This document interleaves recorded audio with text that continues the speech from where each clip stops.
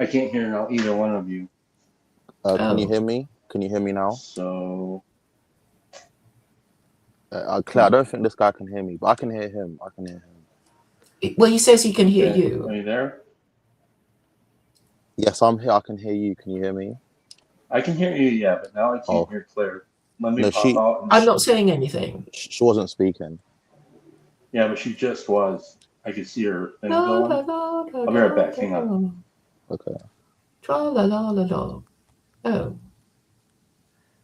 So did you want to talk to me, or do you want to talk to Chad? I don't want to like disturb the flow of your combo. I can really slip in and engage in whatever dialogue you guys were engaging in. So what is it you guys were talking about? Because I only joined in like halfway, or not even halfway, probably like 3/4 of the way in. Well, Chad was asking me questions like, tell me about the home you grew up in and that kind of thing. Claire, can you hear me or not? Yes. Yes, I can hear you both. Oh yeah, I can't hear both of you, so I'm gonna hop out and hop back in. All right. How's this gentleman? Well, he doesn't like secular Koranism. Well, I mean, so, like one person does, right? Like maybe one person likes it. Well, I've had more questions like, well, I mean, yesterday there was this guy with his, marriage problems, and then there was this sort of long chat, and then he said, how would secular Koranism deal with this problem? And I did have a ready answer, so I was pleased about that. I mean, it's got all the kind of legal structures there about, how to, it was all about the matrimonial disputes resolutions, which I think, is important to allow people to visualize how the thing would work, because I think ultimately, they won't really believe you unless you tell them this is going to be the law, and then people can imagine how free or how restricted they're going to be, and then at least they can argue about it. It takes shape in their minds, and it's a quantum leap as far as I'm concerned, because I was hoping people would just ask, almost immediately, can we do this and can we do that, and but yeah, finally I get the questions I hoped for. And you're saying it won't work from the top, but why not, Chad? A lot of suggestions come from all directions. Maybe some YouTube videos have. Well, maybe it'll work in the UK. Maybe it will work in the UK, but I don't think it'll work here. Sorry. Well, okay. The narrative would be that, hey, the founding fathers. I mean, that's what they meant. It's not gonna work. Most people don't even can't even agree on. Well, first of all, we're dealing with authority issue. Okay, I think this guy goes back up. All right, now can we hear him? Hello, can you hear me? Yeah, I can hear you. And I can hear you guys clearly as well. Thank you for allowing me up on stage. Like I said to Claire, I didn't want to interrupt whatever you guys were talking about. No, I'm glad you showed up. Thank you. No, thank you as well. So what I was just telling her is that, well, I think what it's inevitably boiling down to, what we're really dealing with here is an authority issue. And trust issues, and then on top of all that, a lot of that is shaped by modernity, I think, or she would say liberalism, and I think that's true. And I think there's a lot of benefits that come downstream from that I'm grateful to have the benefits of, but I don't think that people are willing to, in any way, shape, or form, surrender their individualism. So I mean, their culture of casual sex. wait, so you know, as people change, as time changed, America's added or removed amendments depending on the times. Do you think that's what's needed now, or do you think it's going to have to be like a much larger change than just adding some amendments? Do you think it's a much bigger structural change that needs happening, or is it like a Are cultural you asking change? me or her? Yeah, you, because Well, I mean, your I'm country not for it. sets the standard, you know. Yeah, I'm not for her idea at all. I'm more for uh, individualism, as much as I have my issues with it. I do not abide the ideas that she had put forth, but I did want to give her a place to talk about it because I've been in the similar community that she's been roaming around for a few years now, and I figured, you know what, just got to listen to what she's got to say and let her say her thing. So, I, you know, But the things that Claire talks about, is there anything you agree with, or yeah, I think that as it relates to, let's say, the individualism as like a source of chaos, I think that's true. I think when people took individualism itself and made it the highest order, like almost like a religious perspective, that was a problem. and like, what do you Because mean by it's not rooted to a higher authority. what do you mean by individualism? Are you talking about the absence of the idea that we're part of a bigger community, like we're working towards something bigger, or something like how your neighbors would also be part of your community? Like, what do you actually mean by individualism? Well, I think the individualist discounts or fails to recognize that they actually never were an individual. And so they live by a lie, essentially. They don't consider that the carpet they're standing on was not made by them. They don't consider the screws in the drywall behind the paint that they didn't make or set, or paint was made by somebody else. They don't consider that every bit of food they've ever eaten was never grown or harvested by them. So they're like these ideal or idealistic false. They're living in an idealistic false narrative, and so it makes them very hard for them to consider that other people not only exist but have better ideas or help contribute to their thing. And some of those ideas might be things like religious or things like that. So I think that's what I'm getting at.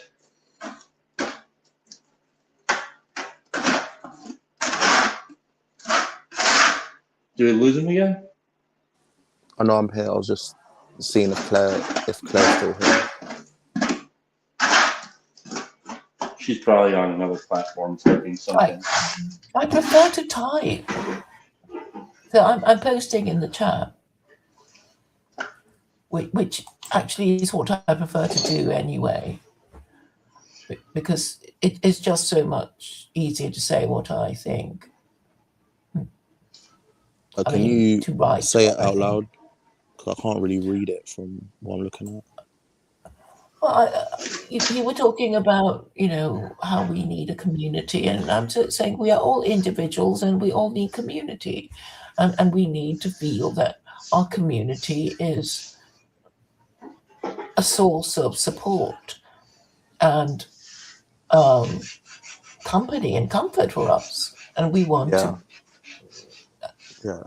That's why me personally, I've just accepted the fact that my generation are what they are, so I'm just gonna have to compromise with them, and then slowly introduce decency again and a collectivism sort of mindset. But I've just accepted it. I don't think you can change them and like try and make them, you know, be something they're not. You know, this is how they've grown up. This is the world they're in. This is how they think. It's just fantasy to think you can change them. So I've accepted that, and I just think, you know, we can make a compromise because, like you said, everyone needs a community. So I think, you know, the liberals and the more conservative people can, you know, find a middle ground for the betterment of that community. So I think once people stop looking individualistically and look collectively, then we'll be able to find these middle grounds quite easy, in my opinion. Well, it would only be easy if you had the same beliefs and the same values. And unfortunately, the people in charge, I don't think they know what they're doing. Do you think they know, do you think they care about us?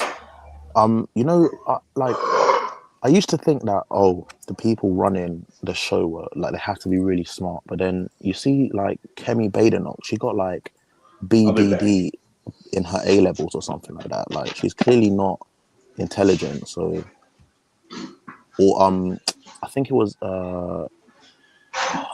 what's that woman, Chris Philps or something like that. No, that's the Conservative.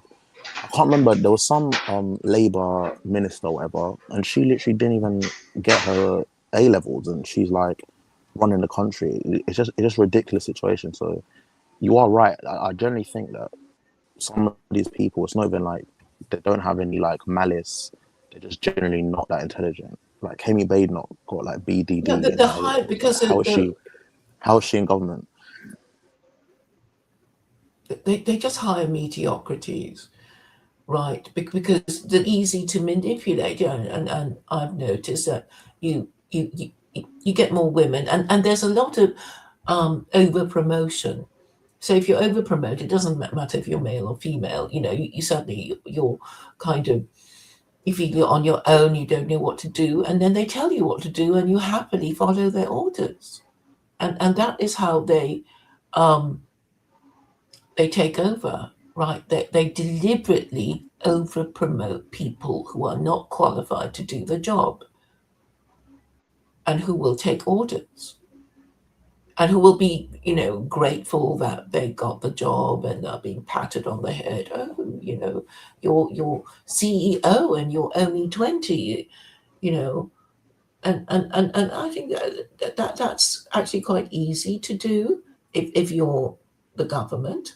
And that's how you know, get people to just threaten or bribe, and especially if they're women. You know, women have a very long list of excuses they can use when they do get things wrong. I'm only a woman. I was on my period.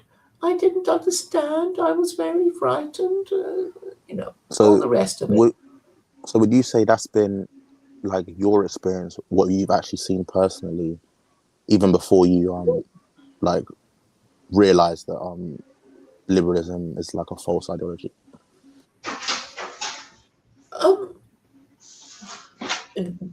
This is how I notice, you know, they operate. But I mean, I think I was only very briefly a liberal.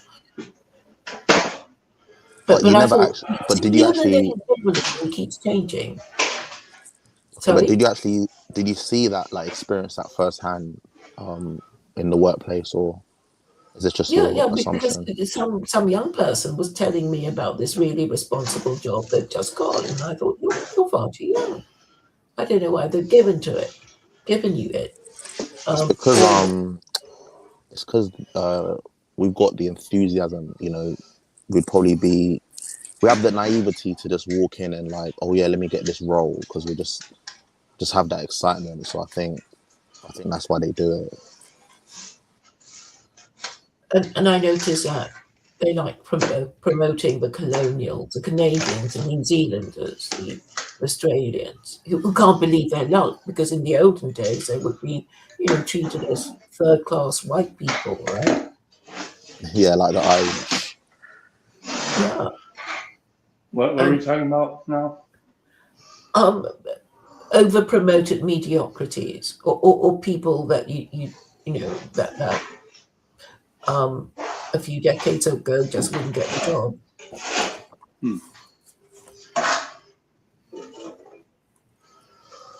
I guess But I think like what, like for example, like well, what, I was for thinking of example. Kamala Harris actually, because I thought she was such a Well, terrible. can we bring it down to like, I don't know, like people you and I might run into? Well, you wouldn't know about them. So I was applying for judicial review against a Conservative Party. You mentioned the Nigerian lady who is now leader of the Conservative Party, and this means basically that conservative white men, they don't have a leader, or they're being led by No, a it's Nigerian because lady, which can't be comfortable for them. no, it's do you not remember that David Cameron interview where he was like, we can't be having the Conservative Party just be full of white Christian men. So this is like their own internal policy. Like they want to appear more Inclusive.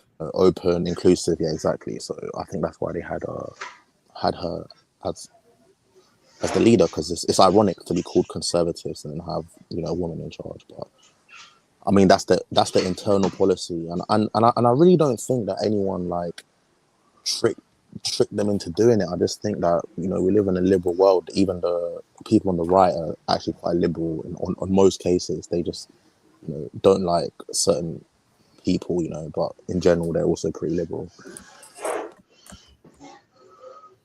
Yeah, and there's also a kind of avoidance to say I'm one of those people who have been a victim of this policy, because then you're kind of saying that you're a victim and you further lower yourself in status by complaining. And I think for TLC that there's a lot of this. It's like I'm not even going to talk about this subject because it means that I am suffering from this bad policy, and and then they don't talk about it. What policy are you talking about? I don't know what we're talking about. Well, I suppose I'm talking about how certain topics cannot be discussed. I mean, I just sort of noticed, okay, a good example would be Joseph wanting to discuss Nick Fuentes and Luke saying, no, we're not talking about Nick Fuentes, not on my channel. It was a subject that they wanted to discuss. But just by discussing the subject, you're kind of outing yourself as, supporting, being one of these sort of disapproved of groups. So you don't talk about it. Claire, that's so true. It's not even taking the wrong view. Just talking about the subject gets you into trouble. Claire, that's so that's true. why Especially in England, like where it's more what's the word? Where you're more like covertly rude, right? It's just better not to speak about it. Like if you're seen speaking about it, it's kind of like you're endorsing it. So I think people just might as well just say nothing. Well, I don't know. I think we had some of that going on around here in the States for a while, but I think what I'm getting, the sense I get is that people are just bored as fuck, and they're sick of it, and they're just kind of like tired of being manipulated by the game of narratives. And I think that's the sense that I've had. I just was like, ugh, I'm just so fucking over this. Can we move on to like more, I think what seems like more meaningful conversation about like on the ground context, like what I'm actually dealing with. So like, I don't like when you guys were just talking about jobs and stuff.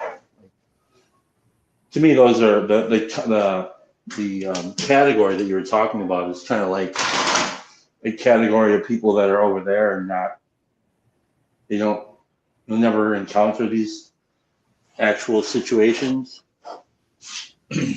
at least not in my context.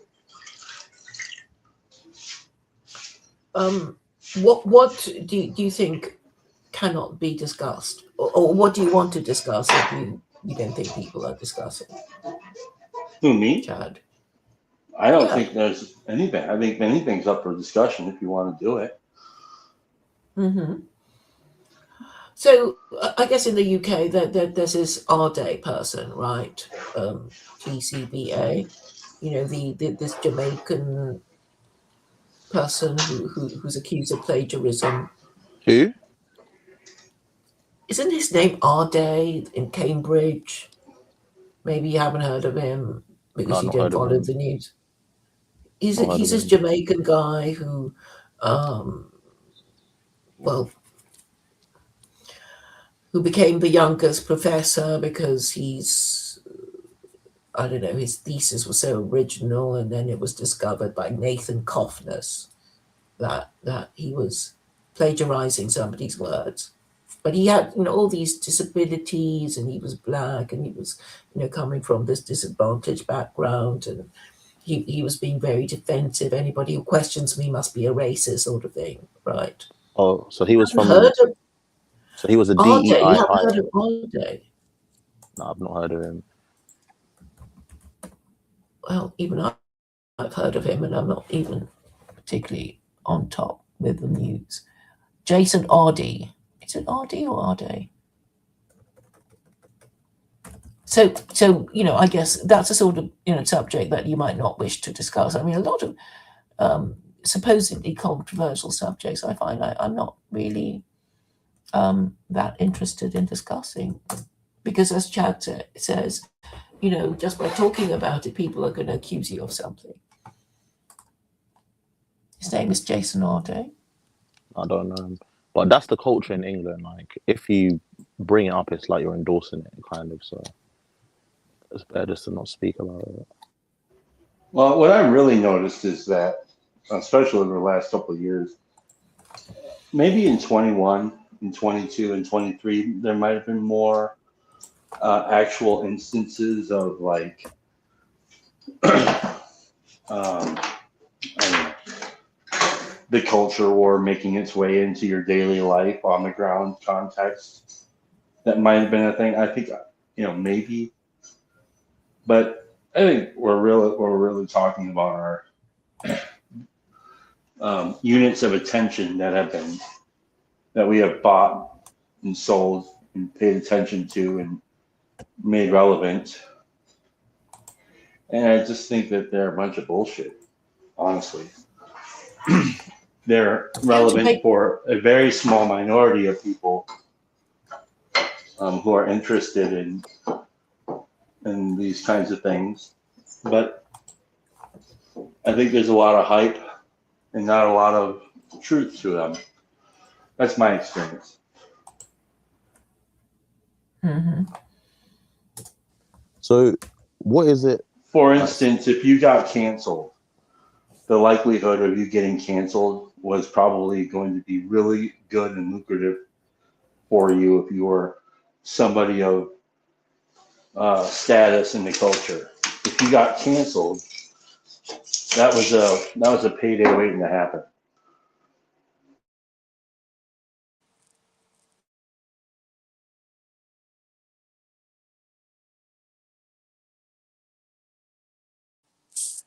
Claire. So Yes. you know how you was recounting your childhood memories or whatever. Mm-hmm. So, I mean, it's kind of weird that, like, even someone like me who's young, right? I loved my whole childhood. So I guess the question is, like, when did you feel like things have gotten too bad, or it's like getting worse? Like, because for me, I generally feel a difference from when I grew up. But everyone says that. So when did you start to feel like, oh, it's not as nice in England as it was before? Or when did you feel like, okay, I need to start pushing my idea now, secular Koranism, this has gone too far? Like, when was it for you? Well, it was a gradual thing. I mean, I just found myself, kind of right wing and a social conservative, and then obviously there was all this moaning about immigration. So I think, well, why didn't they just vote for, this anti-immigration party? That's, one of my questions. And I was kind of interested in what they were saying. And then I realized that it was all snobbery.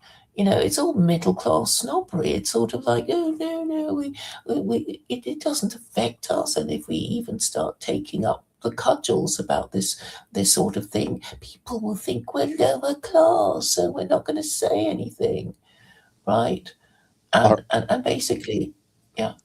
no, I really didn't want to interrupt your chain of thought because you hit the nail on the head on something I was going to ask you previously, which is England is built on this class system. So do you think that people don't really speak about that in the political sphere and commentary? I never hear them talk about how the class system dictates politics, but like how you just articulated it there, it's clearly an underlying like important thing or factor which influences, the way the country's going. But can you continue, please, developing your point? Yeah, and I think a lot of British people think the Americans don't have a class system, but boy, are they snobbish. The snooty about each other's states. So there is a lot of snobbery in America, I think. No, America definitely has And a class system, but it's more of your tax bracket, not necessarily England, where it's like nobility and your heritage and like it's different I here. think It's different. I think a lot of it is to do with church. It's like if you're church going, you're middle class. If you're trailer trash, you don't go to church. It's that kind of idea, and also because it's fluid. The situation is fluid. It's Chad is making a face at me. Maybe I've got it wrong, but I think going to church is a sign of respectability, as it is, I think in the UK too, and. And in the olden days, people would take their children to, because, most families were whole families, and then the two parents can, scoop up their children and make them go to church. But if there's only one of you after your divorce, you're not going to bother, right? You're not going to bother. And of course, church going went down, down, down. And I But in think it's America, no, but I think it's also because with the nobility, like I said, it's about their lineage, right? So they can't have an illegitimate child, and the only thing that can make your child legitimate is the church. So it was very important for them. But now that we live in like you were talking about, Claire, how the institution of marriage has been completely forgotten about, that's not really an important thing. But back in the day, like illegitimacy was a major issue socially. So I think that's why they all went to church, because they needed legitimate children. yeah, and also you had to be confirmed to be properly respectable. And if you're not confirmed, maybe, people won't marry your children, right? That's one of the other things too. Mm. And that's why you need the See, church, this is because where we're going to be different, because in America, I think the individualism that we were speaking of before is where it really started to explore new territory. I think with because my grandparents were not. What did you say? Trailer trash or something Well, like that? well, it's a term that's crept into British speech. it, it's because the Roma gypsies are like the trailer trash, and they're Yeah, like yeah, yeah. one of the worst in Europe. So in America, trailer trash is just like it's a similar, I think, a similar thing that you guys are talking about. But I know there are plenty of families who live in trailers and trailer parks who are very devout to their religion. And then you have my grandmother and grandfather who were in a way, very self-made and atheist, and they actually were very well off, I think, from the things that they adopted my mom and stuff, who, so they were able to give somebody else a good life, but they didn't have, they thought it was absurd. Well, at least my grandfather did. I'm not sure, because when I would visit my grandparents, my grandmother would do like now I lay me down to sleep, pray Lord my soul to keep prayer with me. So she taught me that early on. So I think she was kind of like, I don't even know what you would say about that. She was like a cultural Christian. kind of, yeah. I think one thing that she would say, I remember her saying this, that always stuck with me was people who smoke cigarettes are more likely to live poor. And I think that was something, I don't know if it was a fact that she found somewhere, or if it was something that she believed would kind of scare me out of smoking cigarettes, but it didn't, because everybody in my home smoked cigarettes. And so yeah, I don't really buy the whole. I think the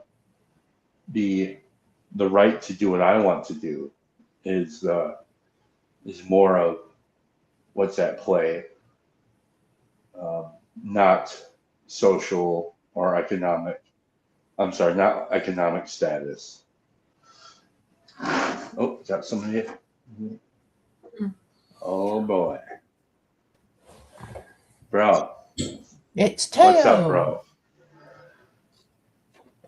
He's unaffiliated. What's that? What? Who is affiliated? Yo. Yeah, I just joined the discussion. I'm gonna make a cut, so I'm gonna mute. You've had a haircut? What have you been doing with Chad for the last 5 hours? I've been reading to him as he asked me to do. Oh, you're still reading, though? Well, I've only got a few pages left, but he told me to stop. And then GPCA came on. I like the way he's got, I don't agree with that. And then he's got this sort of little short to show that he doesn't agree. But yes, I've done most of it. I'm quite pleased, very surprised. You basically got your audiobook. Did you hear any of it? No, absolutely not. What was your question? So T, are you Christian, or like, I just want to know your position. I am a Muslim, Mormon, Jehovah's Witness. Why do you ask? And my brother from another mother. Why do you ask that? I'm He's just pulling want to on know, that. like, He's Christian. He's very Christian. yeah, I just want to know your position, because Claire's agnostic. So I just want to know your position. You sound British. Whereabouts are you from? I don't want to give my location, but I'm British. Yeah. How did you find Chad's channel? Did you get from Claire's side of the internet? Yeah, through Claire. Claire's always been attacking Christianity and just the decay in this in English society and Western society, and yeah, I think she has a lot of good points. So You don't sound like a white man. Sorry, You don't sound like a white man. What's your ethnicity? I can't give too much information away, but I got my girlfriend told her. this guy cracks me up, Claire. He's like, you don't sound like a white man. Well, some white people talk What do you black. mean? Oh man, I do detect a few kind of elements of. Well, what's your position on things? You mentioned collectivism, so are you kind of like a Christian socialist? So this is where I'm kind of like trying to iron out my position and see what I am, because I was kind of leaning towards republicanism, but the issue with that is republicanism it's a Protestant idea, and I'm not really a fan of Protestantism in general. So yeah, I don't know. I'm trying to think, and that's why I was so interested in what Claire was doing, because she's kind of trying to create a new like governing system, and I think we do need something new. You know, like how Yeah, but America was that's in. Protestant as fuck, bro. Yeah, exactly. So yeah, that is. But again, England is a Protestant country, so I was brought up in that sort of worldview. So, Bro, we're but all yeah, Protestants now. but I am Christian, yeah, and I do think that You're the Catholic church, the or church and the Anglican? state are needed. Are you Anglican or Catholic? I don't belong to a denomination right now, not because like Claire thinks it's because of a lack of conviction. It's because I need to pick the right one. So when I Well, was good more luck. so when I was more of a layman, yes, I would just go to, you know, a type of church. But as I got more into theology and church history, I feel like I need to pick the right church. So that's what I'm That'll currently get doing you now. every time, dude. Yeah. But yeah, Because like the more you dig, it's like, oh, nobody has the answer. but the thing is, like, I do have to admit that, you know, I am a westernized individual. So, you know, even though I'm a Christian and traditional, you know, I still, like I said, I'll be happily to compromise with the liberals, and you know, they can keep some of their principles. You know, it's not really going to bother me. But yeah, I guess that's my position currently. All right. Well, I'm happy. I'm happy you came. No, thank you for asking, You like Claire. the What do you have tie? to? Do you have to reply on that? Well, Yeah. I was gonna say I like to see that you're actually like, you know, doing a skill. You know, like actually working. You know, that's it. But Claire, do you have anything to reply on that? well, I was going to ask you if She's typing. your parents are She's not. Christian. If she's not talking, she's over off in some other universe doing something else. I am Yeah, talking. yes, they are, Claire. Yes, they are. Can you hear me? I am talking. Yeah, I can hear you, and yeah, they are Christian. Are they Catholic or Protestant Wait, is she or a talking? mix? Oh yeah. I can't hear her at all. They are Protestant, but I went to a Catholic school, so I am fond of Catholicism. Claire, it's a lot easier for you to go out and come back in than me. Can you please do it? Because I can't Okay, hear. I'll do that.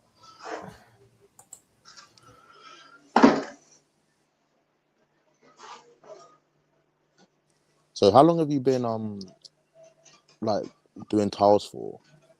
Like I don't know, off and on for like a decade, maybe more, something like that. Okay. So how did you get started in that?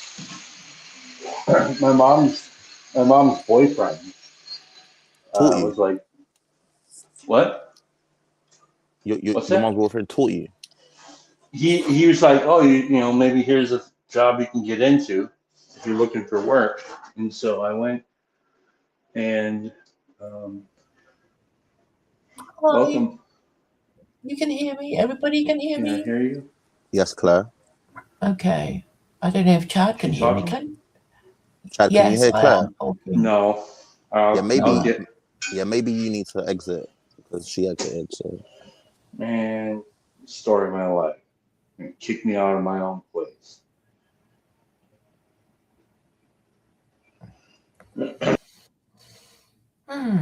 yeah, Claire, can you continue with what you were saying? Yeah, so you do you have an idea of, you know, Oh, which now I can't hear you. Let Christianity me is? exit. No, you can't hear me. Oh dear.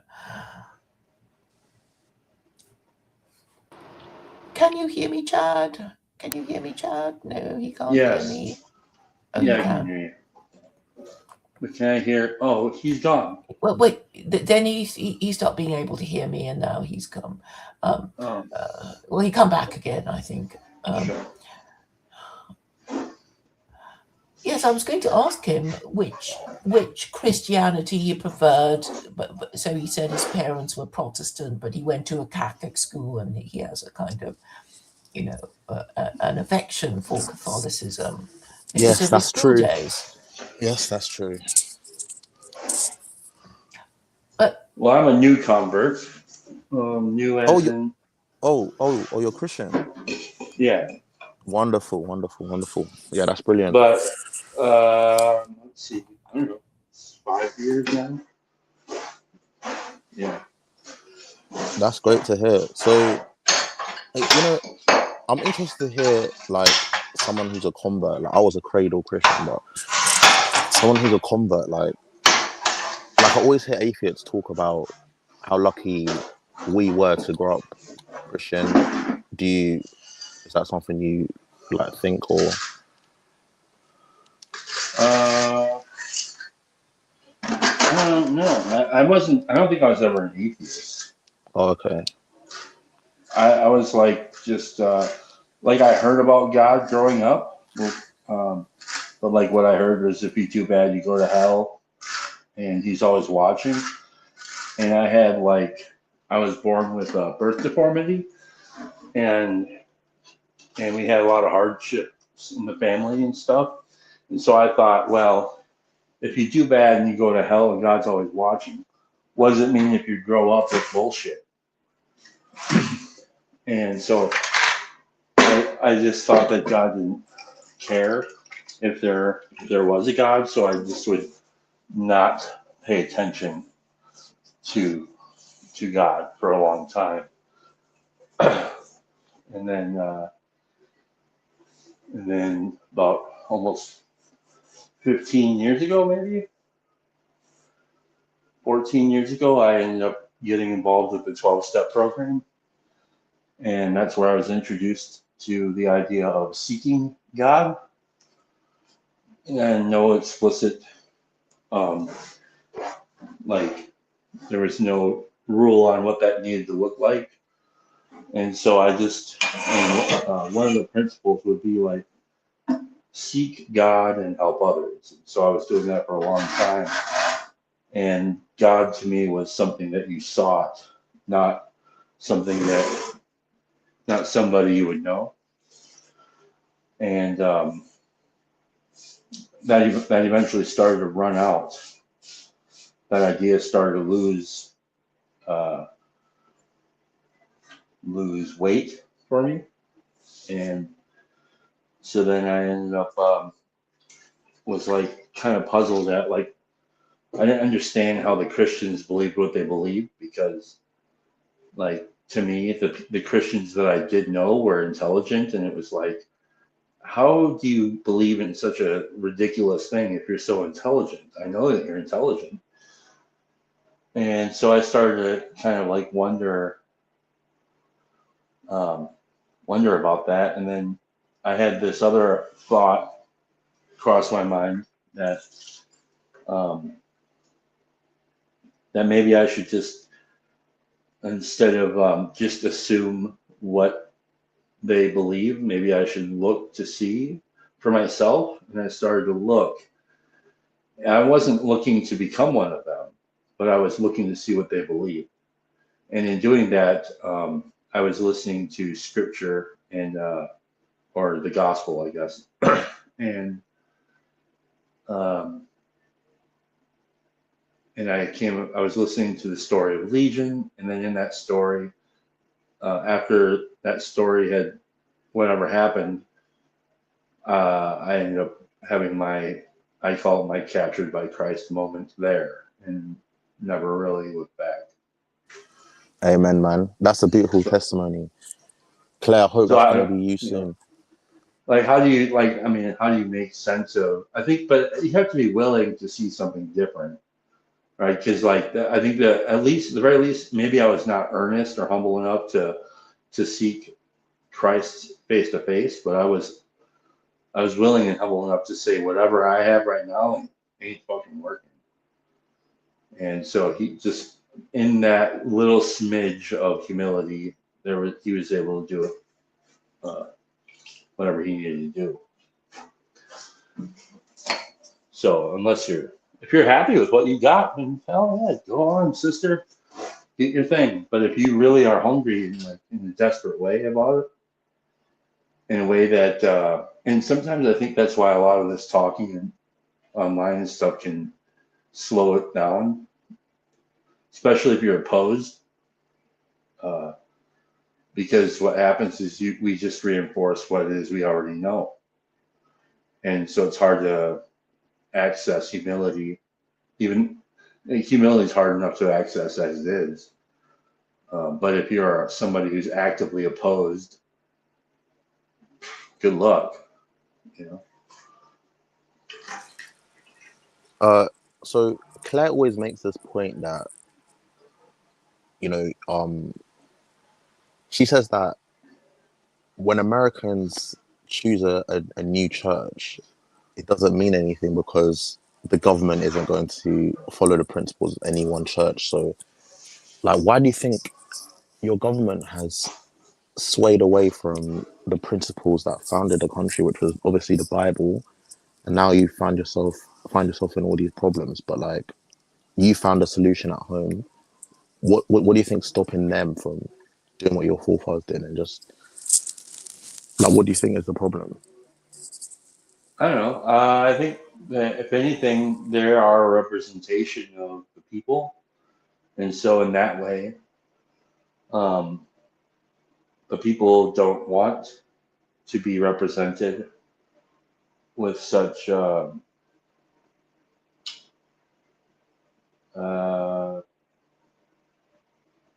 the people don't want to be. They want to remain individuals in the way that they are, and asleep at the wheel in the way that they are. So they don't really want to be accountable.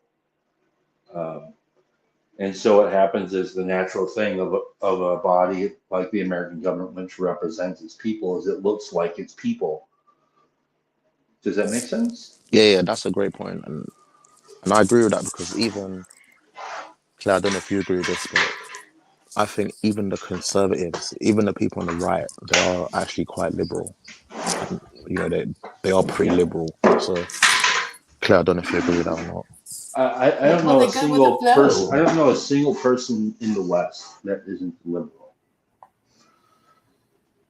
The last real conservative American that there ever was, like I think, unfortunately, was a weirdo named Uncle Ted.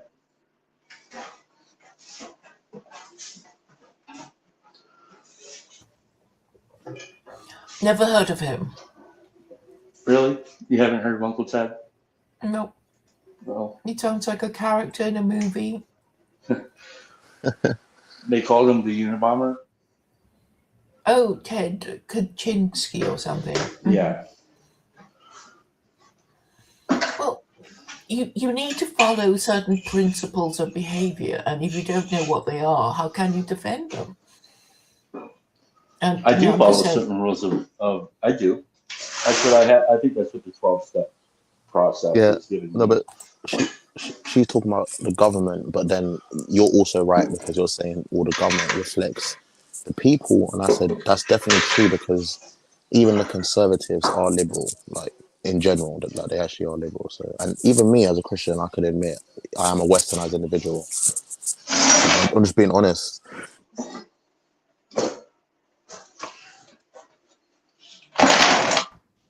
these words are undefined. So, like in Australia, the Liberal Party is the Conservative Party down under. I mean, they can't even be bothered to get their story straight, right? Because you sort of need to know. I mean, if it means nothing, it just means middle class, right? Labour is working class, Liberal is what is middle class, and then people just think, "Oh, I'm middle class. I'm going to vote," for the party that is supposed to represent middle class interests. But does it? Are people just being fooled by the labels? I think they are because they refuse to read the small print. What does it mean to be middle class? How do you keep yourself middle class? And if you're working class and you want to do, the only way to do it is to get married and hope your children are, going to be okay. So you have to stick around to at least tell them what's what. Well, I think that there's something to what you're saying. I think the only time I ever became anything that looks anything remotely like middle class, I would say lower middle class, was when I decided to get married. Yep. That is true. Thank God for that. Yeah, but like it took me kind of like an exorcism from Peterson, because like if you would have asked me what marriage was before that, I had very little reverence for the so-called institution of marriage because I was an idiot. And then it took listening to some Jordan Peterson to kind of like have my eyes open to what marriage was. And thank God for him. What are you eating for dinner? Pasta with pine nuts and peas and lemon juice and courgette. That sounds And it's good. very nice. It sounds almost like pesto, but it's peas instead of basil. Claire, are you vegetarian? No. But just tonight you're having a vegetarian dinner.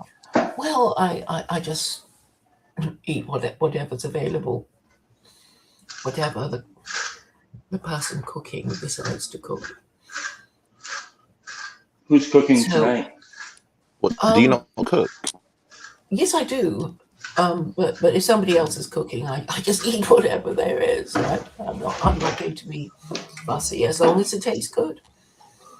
Who's cooking tonight?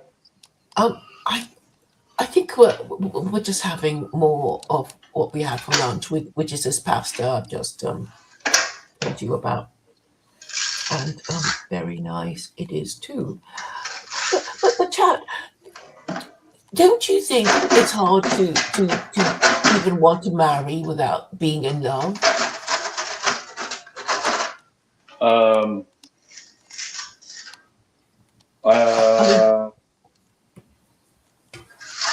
What do you mean? Can you explain your question a little? Like what do you mean? I imagine that men and women, if they think of getting married, they might think, oh, with who? And oh, it's so boring. But therefore, it is only the idea of romantic love that makes them want to marry. You know, just this in love feeling, and you want to spend the rest of your life with them and make babies with them and whatever. And but I think that's a kind of abstract proposition. I don't think it's sort of attractive to most people. They see it as, I mean, I think the Cockneys even call it, ball and chain, and they call, the wife trouble and strife, and I actually don't know what you're talking about. I would say that it's Cockney rhyming slang. It's Cockney rhyme. So rhyming slang. In Cockney, if they say I'm going up the apples and stairs, that means I'm going up. Sorry, up the apples and pears means the stairs. So when they call the wife trouble and strife, like it's actually quite funny. And when they go to the pub, they call it I'm going up, to the Battle Cruiser. That's actually quite funny, but I mean, marriage is a divine institution. It's a sacrament, and without the church there to, let you know about that, it falls apart.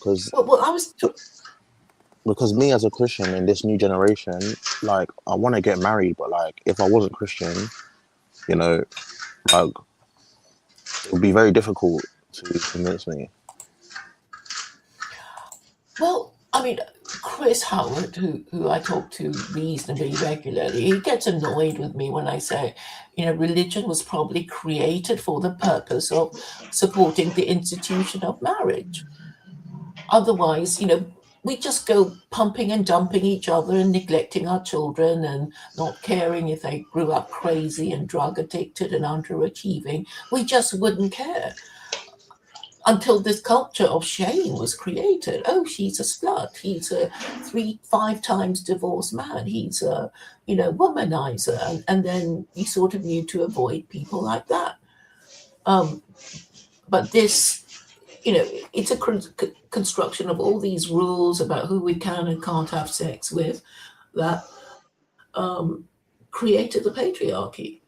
And of course, if a few of us break these rules from time to time, the sky won't fall in. It's just that, if nobody notices and everybody else is doing it, then it's very hard to change the culture without a revolution. And then if you talk about a revolution, everybody's going to freak out and hate you. No. Yeah, let's talk about that, because I was going to say there's only two ways in history we've seen these things change. It's either through voting or through a revolution, like they'll have to kill the king or something. So, Can I ask you a question quick? yeah. So do you think Constantine invented the church for marriage? No, Claire has this I know. like I'm asking wig Claire. history sort of. Well, I don't think he did it for the fun of it, because if you lived through the times he did, you would know that there was a year of the 5 emperors when all these 5 Roman generals fought each other to become Roman emperor. And I suppose he thought, well, maybe if we had a different and better religion, we would do better. Yeah, but I don't think it was like because of marriage or something. I don't know. I don't think there was like a conscious plan of action exactly. I think there was look at the early some thought Republican, the early Republican Romans. They were really, really strict, and the father really had the right of life and death over his children, and it was kind of a month later, the mother of his children, after birth, would present the child to him, and if he didn't like the look of it, he would say, well, I don't want it. It was this sort of idea, but as Rome became more successful and imperial, they ignored those rules. And because Rome had a very long history, it lived through 2 different systems. Basically, they started their existence as a people who hated kings, and then they ended up being a people who worshipped their deceased emperors. And I don't think people, really get it about the different systems of government that they lived under. Yeah, I don't think that it was. Well, first of all, I'm only assuming some things, but I don't assume that that it was merely the marriage thing. I think that was probably one of the things that goes into the shaping of it. Sure, but it's like one of many things, and I think there's like there was some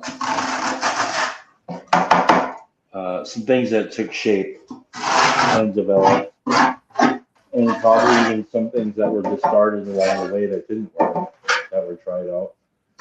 And yeah, so I think but the way that I thought about marriage in the American life, at least, of somebody who was a highly individualistic liberal thinker, was that well, it's just a piece of paper.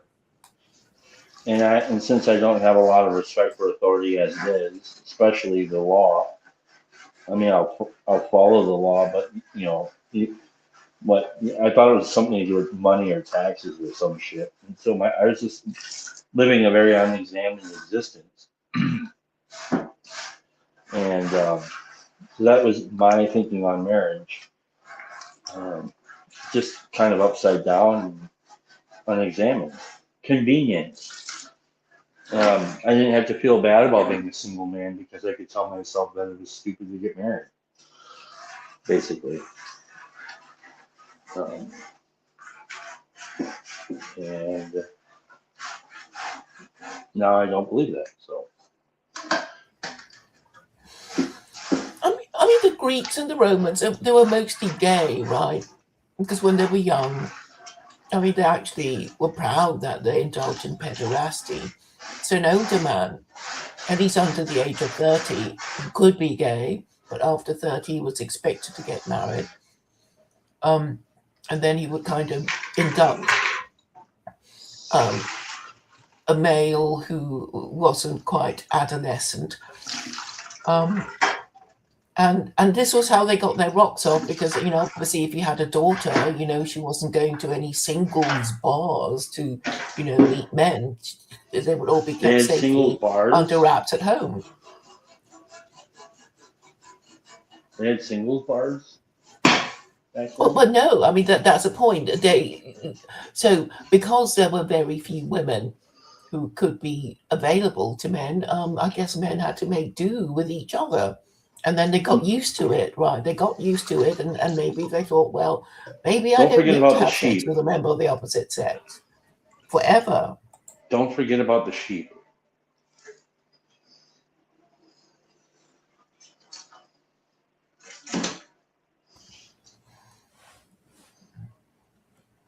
And the Jews, I mean, they actually say masturbation is a kind of spermicidal holocaust. But I think that there is a kind of logic to it. It's it's sort of like saying the church. If everybody masturbated and never had sex with each other, that would be the end of the human race. The church calls it self-abuse.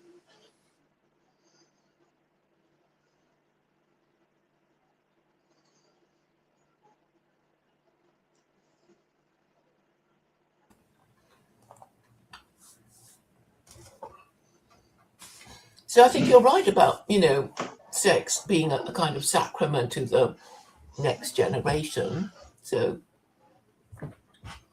people should think about who they're having sex with, and, take real care to choose the right person. Right. And this idea is now heresy. For whom? A small minority. The feminists. Right. No. Well, they've had their.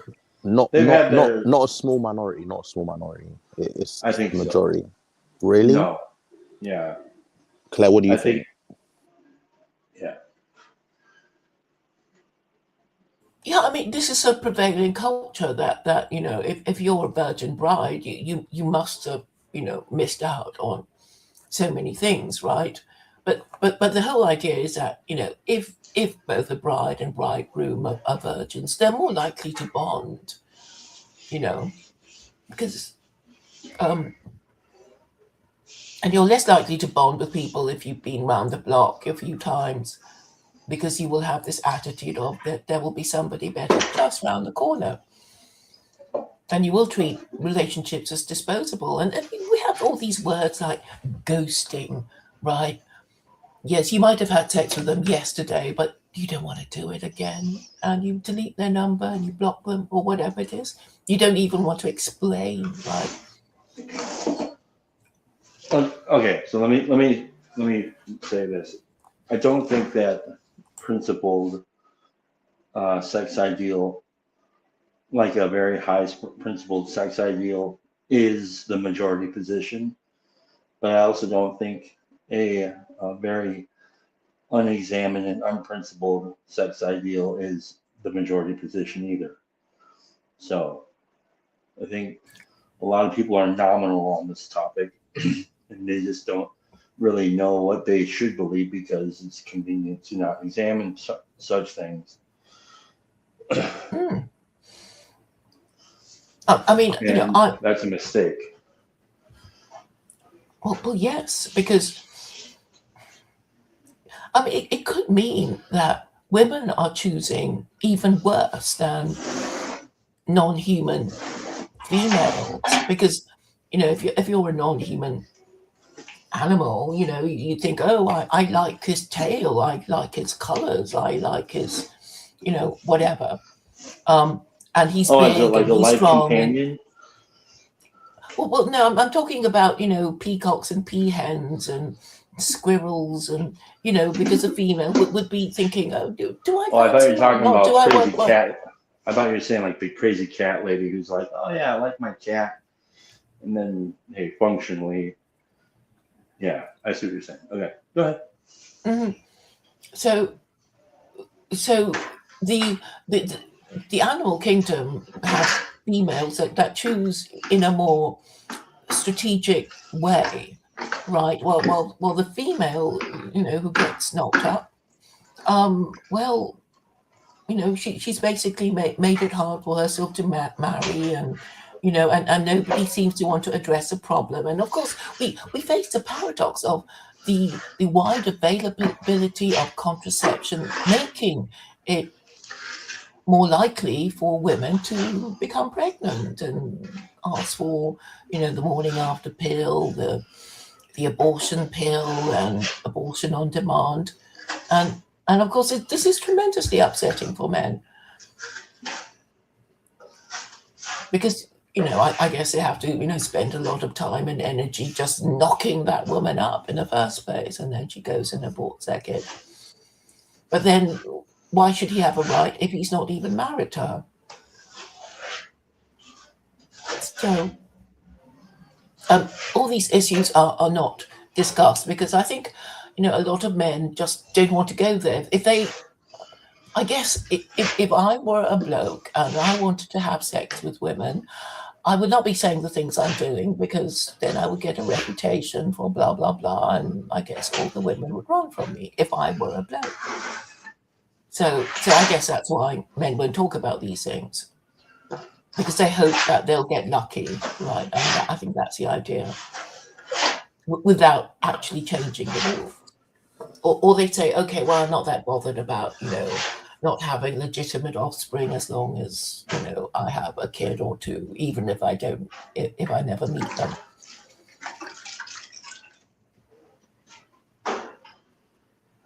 And of course, the government condones it. But should they? I don't think so. And why are they so keen to condone it? Because I think that we're scared of them and they're scared of us.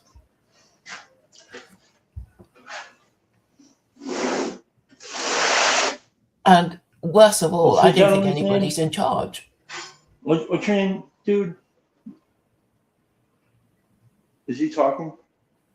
No, he's not saying anything. He's muted. I'm just letting Claire finish her thoughts. Okay. Yeah, what is your name again? He won't say his name because he's afraid of being doxxed. Yeah, I can't say my name, but unaffiliated, or you can call me that. What does DOP stand for? No, it's just it's like cropped out. It's not. It doesn't stand for anything. It's just some picture I got. But you. Anyway, are you? Go on. I was going to ask your age. Oh yeah. Like I said, this is my generation. So. You're a Zoomer, are you? Yeah. What are you, about 22, 23? You've got you're in the right ballpark. But yeah, this is my generation. So. Can you tell me what dating is? Sorry? Can you tell me what dating is? It's fornication. It's fornication. Like in the hope of it. Yeah, I mean in our we've now got this new thing called a situationship. So basically, because a lot of people are like cultural Christians, they understand the weight of the label. Like if that's your girlfriend, you're expected to marry her, innit? So because people understand the weight of the label, there's now this new thing called a situationship, where you basically have the benefits of a girlfriend without her actually being a girlfriend. And then so that's like the most common thing now. It's not even like a relationship, it's a situationship. That's but the how most many common situationships are you allowed to have at one time? Oh, only one. Like it's you're meant to be exclusive, but again, it's not like there's real rules because you're not actually together. It's weird, but that's just our generation. I'm sure if you look it up, you can find the full definition. What an occasional sex partner, that kind of thing. No, oh yeah, but you do have like what are the expectations? Well, that yeah, you guys get to sleep with each other. You probably go on dates if you want to, and she's not gonna sleep with anyone else, and you're not gonna sleep with anyone else. You have to tell the truth. Well, yeah, but again, in our gen, that's not common. Or are you, but like in practicality, you don't really have to tell the truth, right? Well, I'd say each girl's different, but if she's in a situationship with you, then you should be telling the truth with her. Yeah. The first thing I would do, I would tell anybody who's your age who's playing Hmm. this game, Yeah. I would say reject it outright. Oh yeah, yeah, of course. But you see, it's like when one of your mates asks you for advice, right? And then, you give the logical advice, whatever. But then if you were actually in the situation, even though you know the logical thing to do, when the emotions start playing around and swirling around, you just can't help but pick the wrong choice. So I just think there's so much pressure on young people that even people who know like they shouldn't be doing it, they just end up falling for it anyway because yeah, it's difficult. Yeah, Yeah, it's difficult. I Even for the understand. people, who were like raised Christian, because it gets to a point You, where like, you, yeah, you know why ev- I asked the question. yeah, I yeah, mean, I would imagine you know why I asked the question because go I on, mean, I've had the same. I had to ask myself this question yeah, before I could actually even consider getting married, um, or anything real yeah, because like I was functionally uh, retarded in this area, and I didn't really know because I wasn't in a position where I had to be honest with myself. yeah, This led me to like suicidal ideation for months and months and months, and like all sorts of stuff. And then when I realized was I had always been operating by some like faraway ideal that somebody else that I somehow picked up along the way. I never really examined it, and I never really knew that I was the one who was responsible for my boundaries and barriers. And like once I realized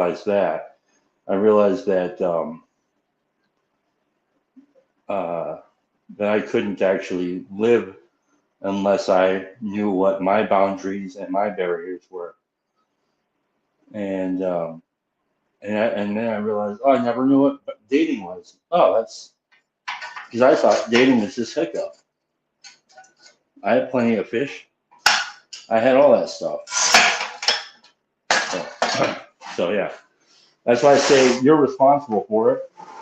I don't care how hard it is, yeah, no, because you're right. at some point you're gonna have to be a man. You're gonna have to grow up, and so why Well, wait? well, I do want to get married, like, Yeah. I really do want to get married, Then but why do you want to marry any fool that's gonna call you a situationship? no. I'm just saying that's the most common thing in England right now. It's not what I want. Of course, I don't I want know. that. Well, Yeah. I'm using you as a proxy for my Yeah. argument. Well, even someone like me, I mean, this is how bad the situation is. Even someone like me who's Christian and, understands the importance of marriage, like, we're still in the same boat as, like, the atheists, like, with no principles. So, uh, Yeah, I and mean, having Claire, children is unethical. yeah, I mean, even Claire, like, fell victim to this, before she, um, realized, it's just hard. I don't know how to describe it. You know? Well, what it is, it's impossible to live by self-made values. Yeah, 100%. But what you said, Spawn, like, you just gotta like look yourself in the mirror, like, what do I actually want here, yeah, Mhm. and what's going to be the best thing. And obviously, it's fun, right? Like, it's all fun, but nothing will satisfy you and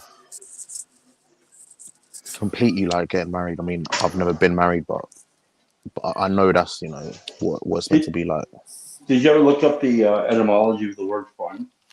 No, I haven't. Do Check it out. you mind let me know? It's fake. It means fake. Really Yes. interesting. It makes sense as well because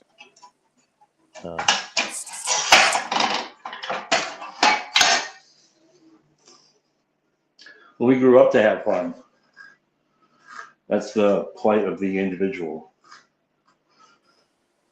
Claire, I've just seen your comments. It's not the same as friends with benefits. Friends with benefits is like basically a situationship. You are expecting to, you know, make it official. It is serious, you know, but it's just like that's how unserious our generation is, that we had to invent a step before you actually make them your girlfriend. Oh, you can't see Claire's comments because they're on her page. Okay. What, Claire, are you still speaking or not? Yeah, I'm speaking. So as a woman, yeah, as a woman, Claire, like, what do you think? What do you think? Because like these girls aren't going to give up. Have you read my concubine contract thing, which you can see the link? Okay, I'll put it in the private chat. And I I think know, this is the only way to do it now. but And Megan has seen it, and she said she was going to let her father, who was a divorce lawyer, do. Listen, You know, in a world where and there's it's no such basically thing as this. kings, It's like in a world where there is no what? kings, in a world where there are no kings in the West, that means that you are Okay. also the concubine, even if you're the man. So, good luck with that. Okay. How it works is for a modern relationship. So this is intended to be a way to, you know, hurry the man up. So the woman says, you know, we've been together for 5 years, we've been living together, and I see that no offer of marriage is forthcoming. But what I propose is this, that if you sign this concubine contract and I have a baby, the birth of the day the baby is born will mean the day we are married, and we don't have to go through this expensive, you know, wedding ceremony. The day of the birth of the baby will be deemed to be the date we are married, and so the child will be legitimate, because otherwise there is no way of, you know, forcing you no, into, you know, what. but Claire, legitimacy is not just like, oh yeah, here we've signed this piece of paper, you're legitimate. It was a concept. Like it wasn't just when you were born; it was also how you were brought up. So I don't see how that's going to help things. Well, it won't. It's a way of slowly edging people into the idea that you have to apply jointly as a couple for a marriage license before you have children. But a lot of people don't get it, and if you try to explain it to them, they'll get angry with you, right? So, and a lot of people are in long-standing relationships. You know, I've been going out with him for 3 years, and you know, no marriage proposal is forthcoming.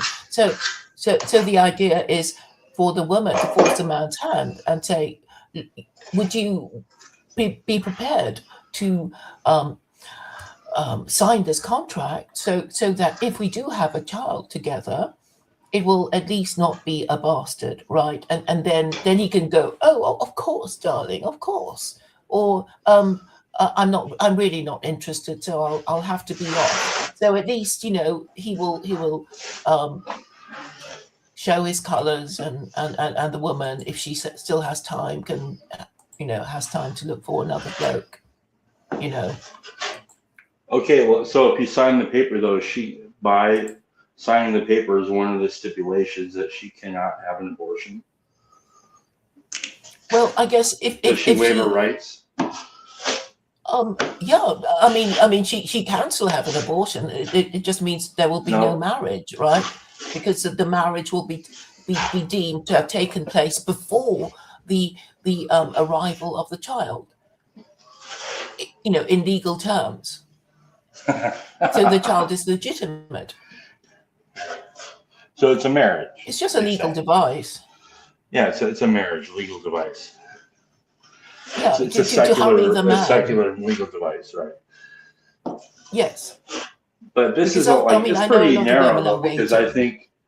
I know a lot of men who Or I know a lot of women who are playing. Yeah. So And- that and- device and is, she- where's the man's version of that device? Well, okay, the marriage contract protects his interest in that this would mean the end of no-fault divorce, because the idea of no-fault divorce is that you can both, either you can walk away and nobody need be at fault. The person was just bored and irritated and they've had enough, but you didn't need to have done anything terrible to your spouse, and you can't even contest it. If just one party wants out, then they're gone, and there's nothing you can do about it. They don't have to prove desertion or adultery or anything of that sort. But under secular Koranism, you can't marry until you have a contract, agreed a marriage contract. So for the concubine contract, there will be a kind of pro forma. This is how. The usual marriage contract, which the government will kind of imply or supply. So all it takes, Chad, is for the government to say, yes, this is what we want to do and this is how it's going to be. And they won't even do that because they don't care, right? They don't care about people marrying or having children. They just don't care. And you can't even, ask them, because they're not listening and they're not answering questions. And this means that they don't care about us. But maybe you can guilt them into, well, you have children. Don't you care about your children, Mr. Politician? Maybe they don't even care about their own children. But obviously you're going to have a more rational and productive citizenry if you try to ensure that most of the next generation are properly parented by their two biological parents living together. Well, but they won't even support that. Well, there's a lot of baggage there to support potentially. So I'm not in favor of, okay, so let's say your secular Koranism gets instantiated as law.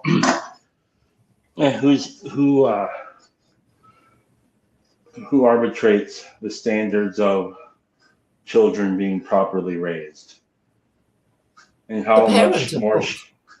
Okay. So, but there will be.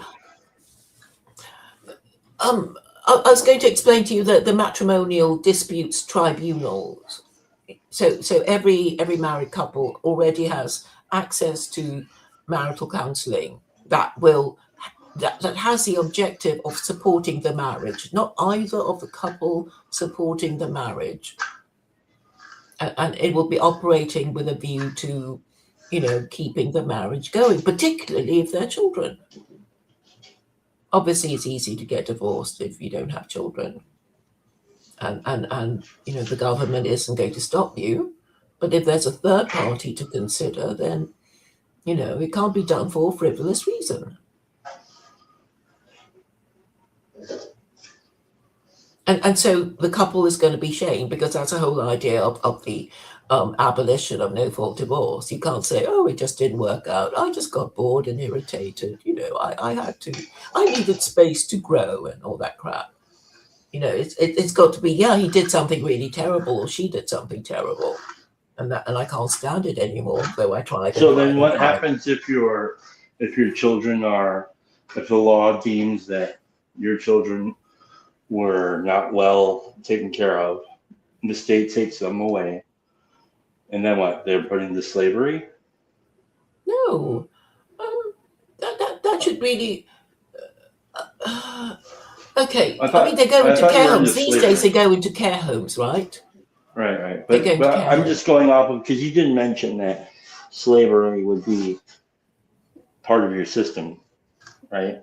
Yes, and then when I try to read a bit more, you change the subject and want to be conversation. Really.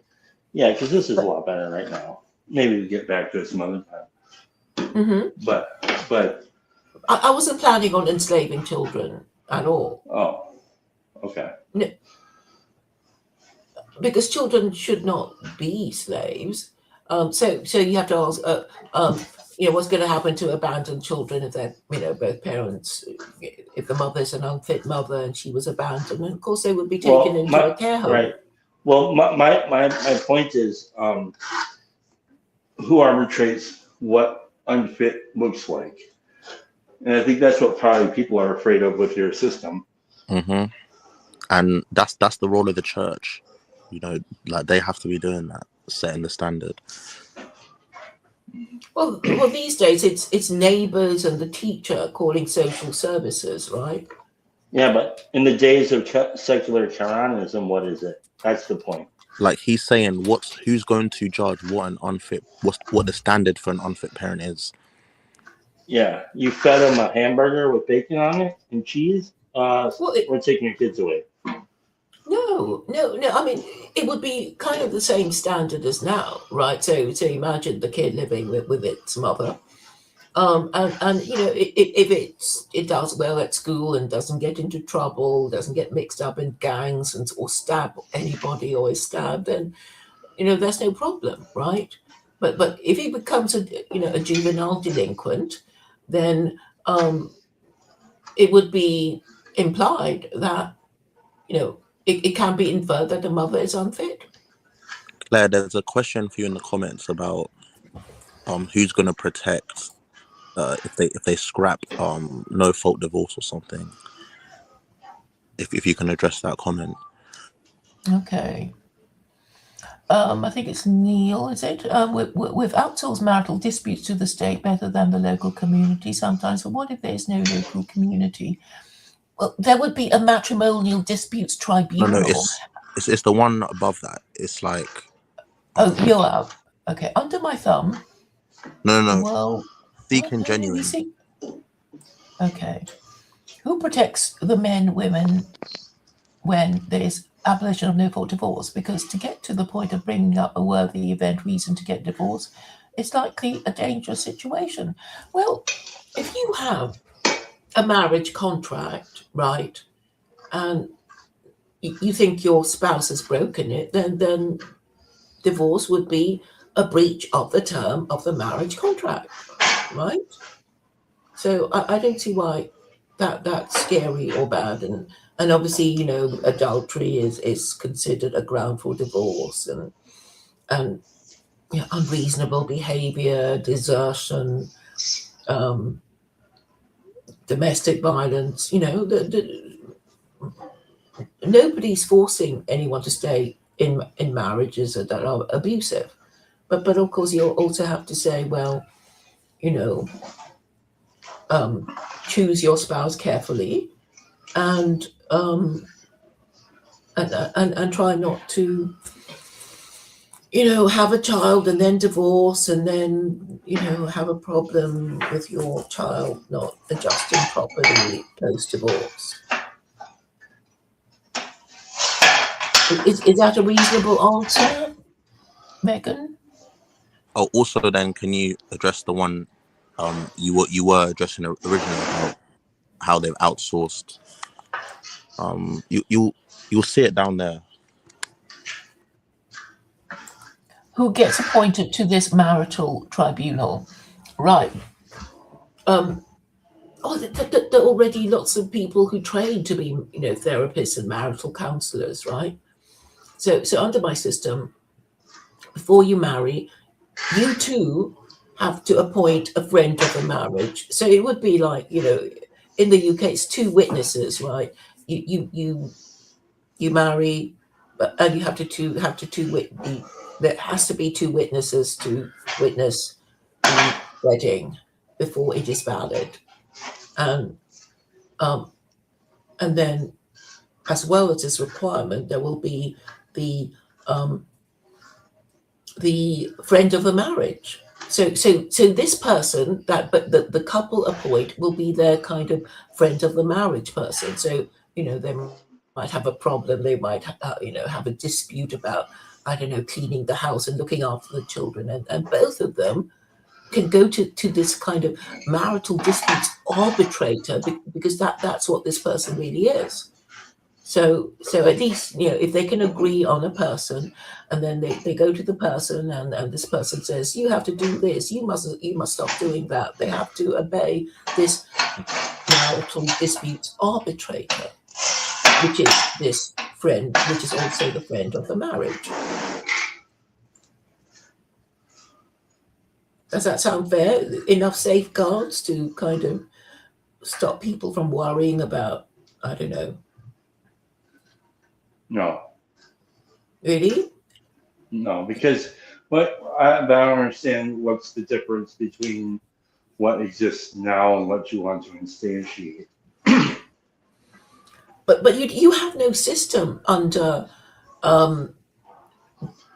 currently now. It's like, oh yeah, you go to, is it the county court or whatever, and then you get married, and there's no kind of after sale service provided, is there? You're kind of on your own, and if your marriage gets into trouble, you have to find a marriage counselor. And I discover that a lot of these marital therapists, they actually encourage divorce. This is actually a very old problem. So if you look, if you search the internet, they will say, we are, marital therapists who don't encourage divorce, because most of them do.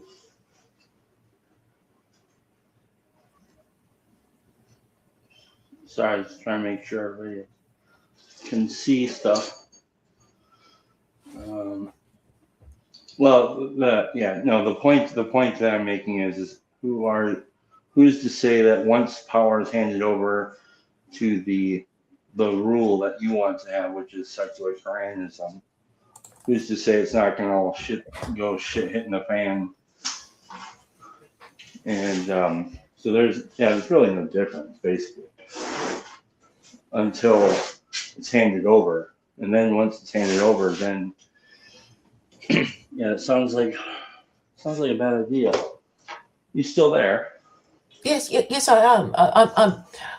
So it sounds like you're saying, what if things go wrong? I mean, I'll be the first to admit that, any system could go wrong. But I'm saying the system, in theory, gives the couple the more control over their marriage, and it's like, well, couples disagree, so they can ask this person that they both agreed would be a friend of the marriage to resolve their marital disputes. It could be their pastor, it could be their priest, it could be their imam or rabbi, right? Because actually Muslims tend to go to their imam. Claire, I think that's the point that person in your comments was making when they said that we've outsourced this. So before, that's what the church would do. Like, you'd go to the church and, they'll tell you how you're meant to administer your marriage, But now it's like, why should I listen to my counselor when, like Kemi Badenoch, he's probably not even intelligent. So, Well, I don't know why you mentioned the leader of the Conservative Party. No, because if you're saying, okay, we'll outsource this to my counsellor, but I know that my own MP kind of failed her A-levels, why should I trust this random counsellor? Whereas at least if it's like a pastor or priest, at least he's trained to administer these things. Like marriage is a sacrament. They have to train to be able to deal with this stuff. Yeah. Okay, and then let's say everything is the law is instantiated, okay? And and everybody has to live by these laws. And you don't think people will game that? Of course. Yeah. But at least it's dumb. You don't have no fault divorce, which is a protection for the. No, but Claire, one of the comments says they don't understand how what you're proposing is any different to no fault divorce anyway. No, obviously I can't say nobody has a right to divorce, because it's a human right, or you could argue it's a human right if you say that according to the Quran you are allowed to get divorced. But under Christianity, Catholics just had to pretend that the marriage never took place. So you have a right, a right to it, but it shouldn't be easily granted. So if you're going to say you want to end your marriage, you have to say, well, what went wrong, and it has to be pretty bad to allow the state to end it. I mean, even now they have things like, well, I don't know about now, but they have a decree nisi and then the decree absolute, right? To just remind the people you can still back off if you want to. Perhaps you could reconcile, and then you have to wait a bit before you get your decree absolute. But I think people already know the problem, and obviously it's cheaper for people to live together in one household than be living in 2-bedroom flats or studio flats. And with these people getting lonely and drinking themselves to death and whatever, maybe there should be more generation households, like in the old days. I think some of that's happening in America. Well, probably because of poverty, right? Children can't Yeah. afford to move out, and then they have to, So yes, that's happening again. Or fear of poverty, yeah. It's happening in England as well, because Claire, I don't know if you know, but like Indians, they tend to like live in like large households with like their aunties and their uncles and their parents, and Mm-hmm. Yeah, so the more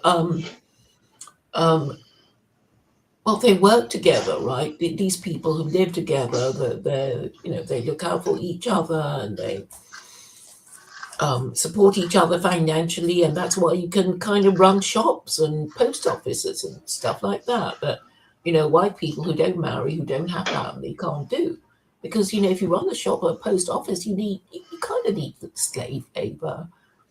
And you kind of need to get your children to do it, or even an Italian restaurant. But Claire, which used to be successful. How are you going to convince like people to change? Because this generation isn't giving up like the majority of liberalism, because even the conservative people are liberal as well. So well, like seriously though, like how do you think this changes?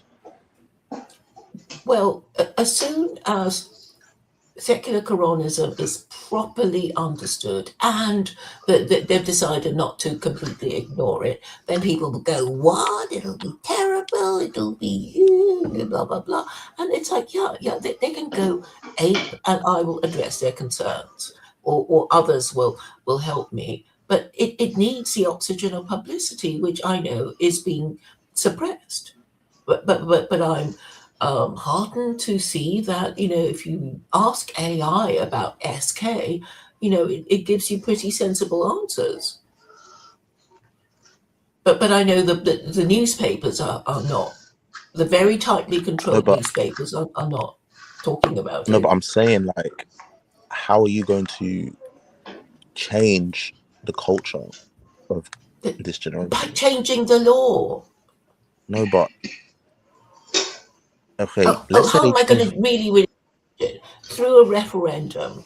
Okay, right? So this, for example, like we all know weed is illegal in England, but the consumption rate has increased over the years. So it doesn't matter if something's illegal or it's just a culture. Like people are gonna do it regardless. So like, how are you gonna change that?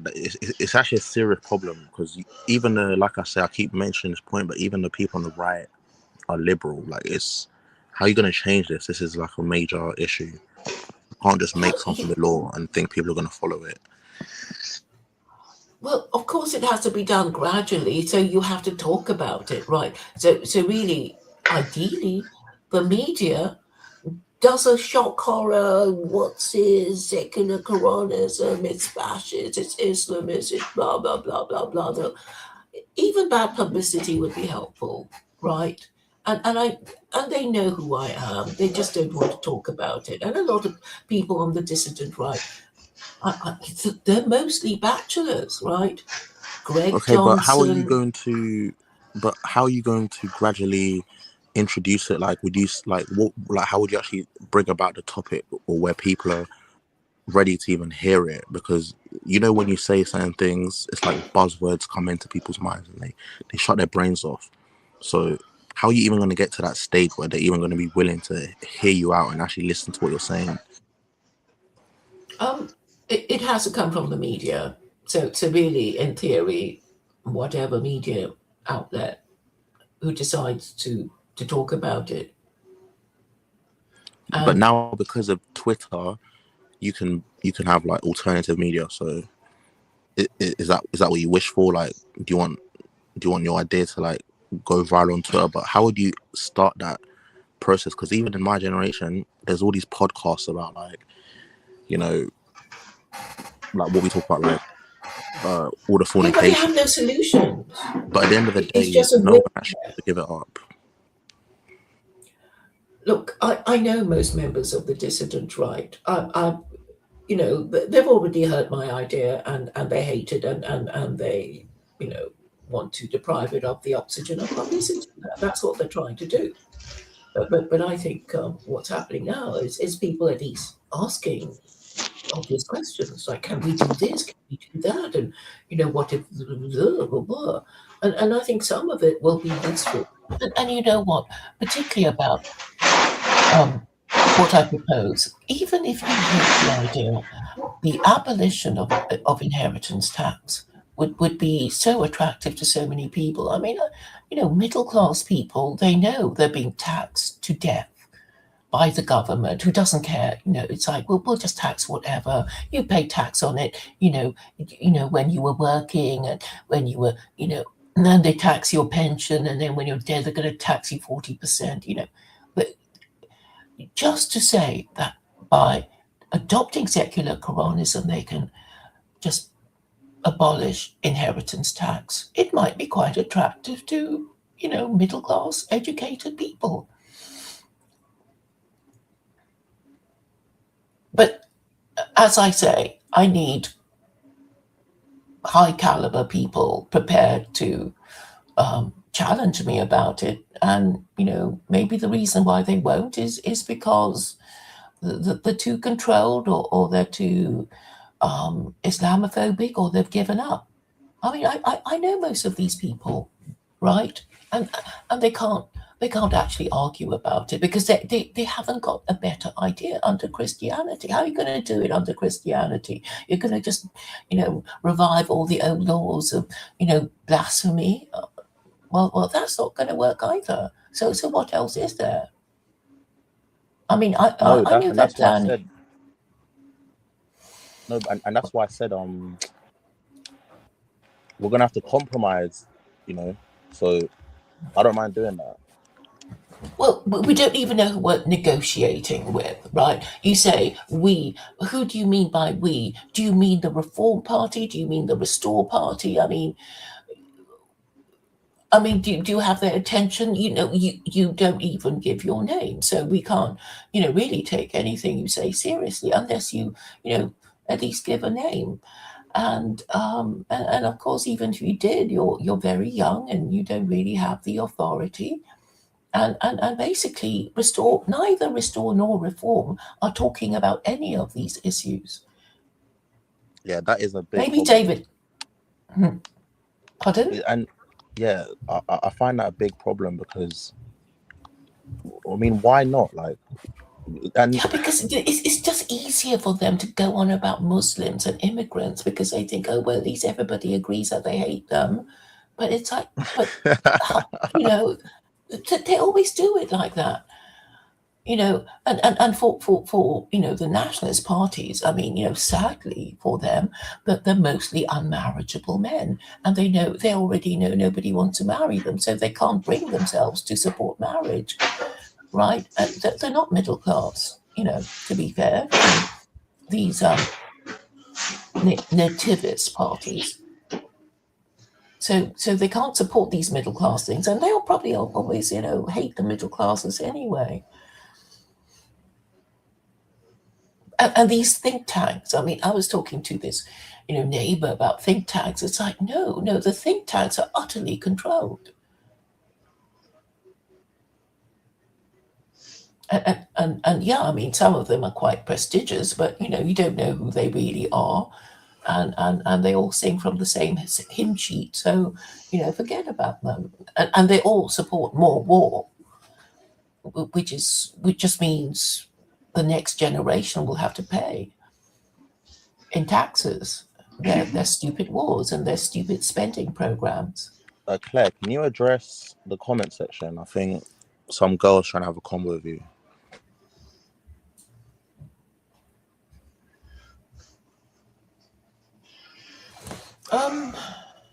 With the trust that the law will keep them in place. That's not. What? Okay, no, I'm just getting to the first comment that I should be reading. But involving the law is the only time that we can necessarily need the law. I'm not quite sure what that means. So creating law that has us relying on the law doesn't seem to me to change the hearts of people. Well, people don't have to agree with the law to obey the law. They just Especially if you take their want head to off. avoid the consequences of breaking the law. Especially if you take their head off. Am I right? I don't know. What's this about taking hats off? If you do that, then they'll have to obey your law, right? They're more likely to obey your law. Well, if it's already the law. If you enforce punitive action like that. Yes, of course. That's the whole point of the law. That there are always consequences to breaking the law. And that's why people are refusing your remedy, because I think what they feel like is, at least that's what I feel. I feel like your remedy points to, okay, and so next month we say yes to the secular Koranism, and then 6 months we're happy for a month, and then in 7 months we're taking heads off because people are breaking the law. Well, so you're Like saying literally, not figuratively. Well, obviously there are going to be consequences if they break the law, but obviously they have to agree to it or agree to it in principle. And okay, what are the arguments that can be used against people who don't want to obey? Because really, what I'm proposing is that married parents will be privileged over non-parents, right? This is the whole point, and you're part of the married parents, high status group, Chad. Mm-hmm. So there may be people who maybe aren't married and don't want to be married, and we can say you can still support marriage. We don't force you to marry, but surely you can support in principle the idea that children who are brought up by their two biological married parents living together in a loving relationship would fare better than if they were singly parented in their fatherless home. And they would have to say yes, right? And it's like, no, we're not forcing you to marry, but you can certainly agree to that principle. So they'd have to support it, right? Or say, why not? And if they say, well, we're gay, it's like, well, okay, you can be gay, but, we can't all be gay, because then the human race would die out and nobody would be parents. So you have to at least support the people who are doing the hard work of rearing the next generation. I mean, these are logical arguments, aren't they, Chad? I don't know. I didn't really pay attention.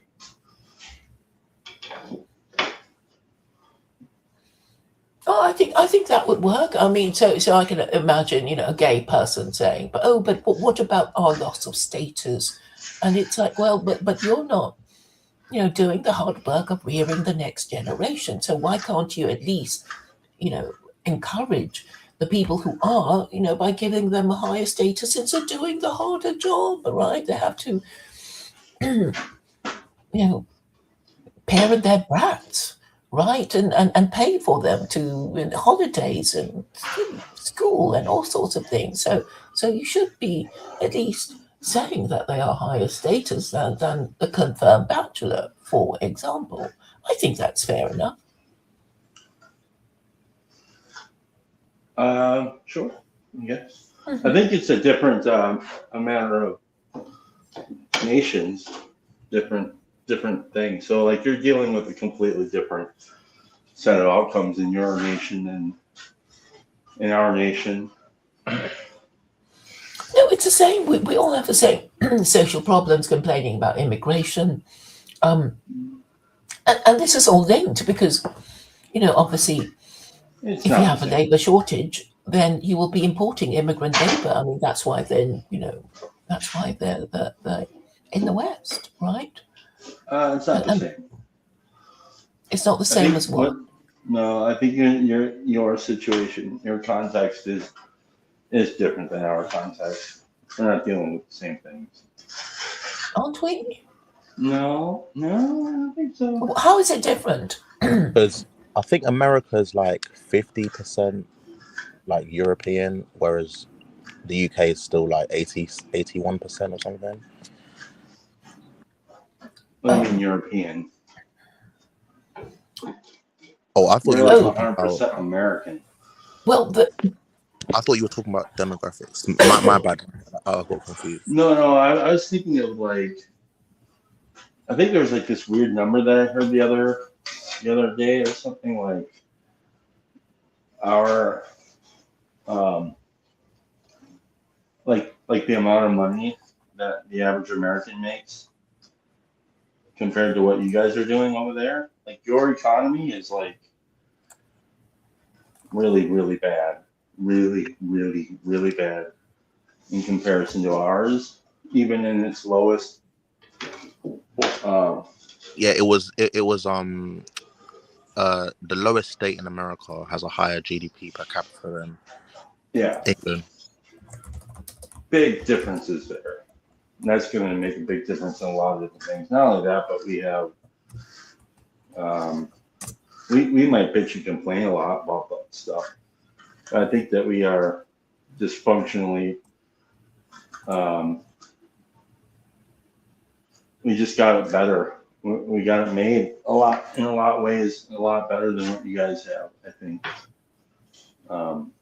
Now we are dealing with some of the potential infringements on our local freedoms and things like that. Like I think you guys have had to deal with CCTV problem for I don't know how long. CCTV has been ubiquitous in your where you live, but I thought it was like something like at least a couple of decades.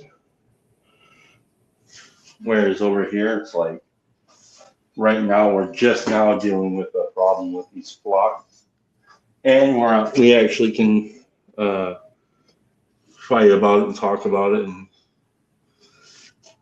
get things done and get those things taken down. So I mean, I just think there's a lot of difference, big difference. Am I right? I don't quite see that. I remember a recent demonstration in London, and a few people would say, "Are you coming? Are you coming?" And I said, "Well, I don't really attend demos," and then a few of them were saying that all these cameras that have spatial recognition, and some of them didn't want to go because they were afraid of these cameras. I assume that they're these flock cameras, or they have facial recognition anyway. Yeah. And we've had CCTV you guys have had that for like 20 years. for decades. Yeah. Yes. Right. So we're the same, really. I mean, it's really the military security industrial complex selling us, what, cameras, because we're afraid of burglary and crime.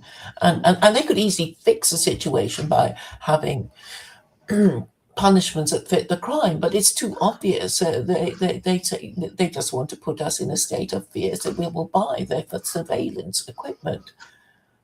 Because obviously if we're afraid, we're going to buy it and put it in our car, put it in our front door, and link it to some whatever. I mean, Yeah, it's big business, right? Fundamentally different attitude than what we have. Yeah, fundamentally. I don't understand. I mean, people were in the UK. They were destroying those cameras. Yeah. And getting into trouble. But you said that people were also buying them because they were buying the idea that it would sell us safety, and we're not buying it.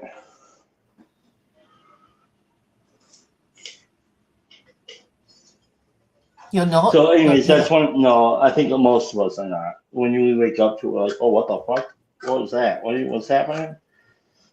And there's that. And again, I think the economic situation, even though we bitch and complain about ours, I think it's vastly more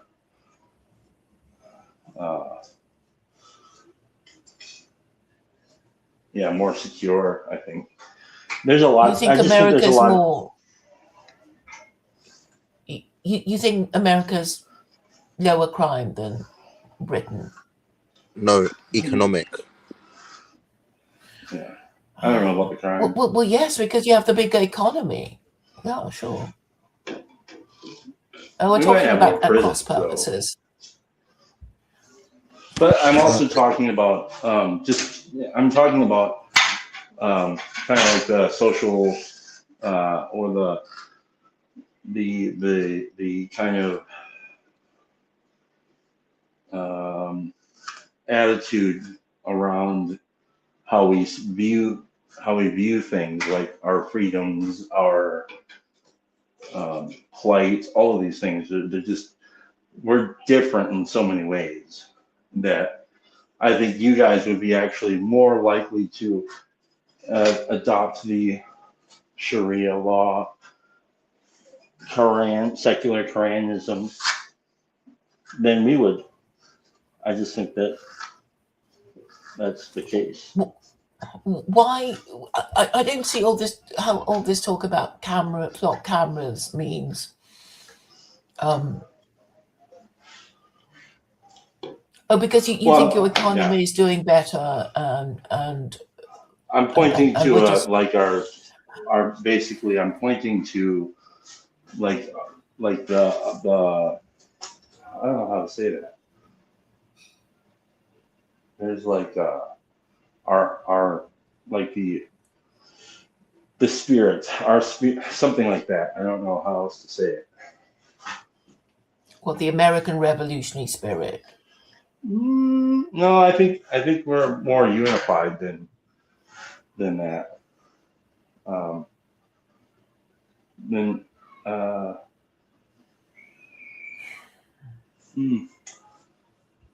Hard to say exactly. Well, it's hard to predict how people will behave. I mean, we can always have an idea that, we are this sort of people or that sort of people, but, we don't really know until we get the reaction when the people are, when it is explained. And I'm saying the only way to get the message through to people is for an actual journalist who asks obvious questions. I know they're all control, CNN, BBC, they promote a certain kind of narrative.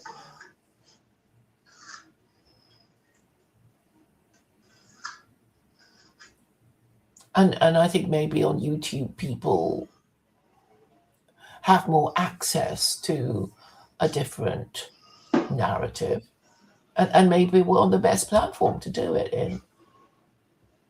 And of course, shifting people's attitudes is going to be different, but it can be done quickly if somebody with integrity and with a degree of status, which is generally accepted, will agree to talk about it. But I think a lot of people will just be saying, over my dead body, right? Or I won't be the first one to be talking about it. No. Or taking it seriously.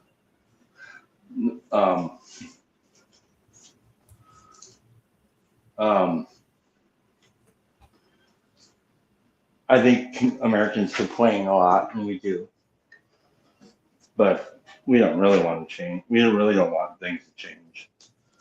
Yeah, I agree. And Yeah, of course they don't want to change. and the enemies of America know that. I think they also know the best thing that they could do is work to confuse and separate Americans. The last thing any real enemy of America wants to do is push us over the edge. Yeah, but surely Americans the need only to. way that the only place that the American attitude can change is kind of like the extreme, we'll fuck all you up, basically. I don't think that we can go much lower than what we have. But it's how you draw the battle lines, right? So I know people talking about right and left, but really it's just patriarchy and matriarchy, the people prepared to support marriage and the people who don't, right? I mean, this is how you can frame it to people. And therefore, the people who support marriage are the ones to support because they care about the future. Well, I don't want your secular Koranism. I don't think that everything is that bad. Sorry, I think we got it pretty damn good. Okay, but obviously people don't want to change. But do you think that maybe marriage as an institution needs to be protected, and therefore divorce abolished? Probably. Yeah. Well, yeah, it has to start somewhere. You have to kind of take a position on. But we have ways of working that. We don't need secular Koranism. Okay, so what is your way of working it out? Well, you'd have to go through other legal avenues, like you're saying, and you'd have to make a compelling argument to do it.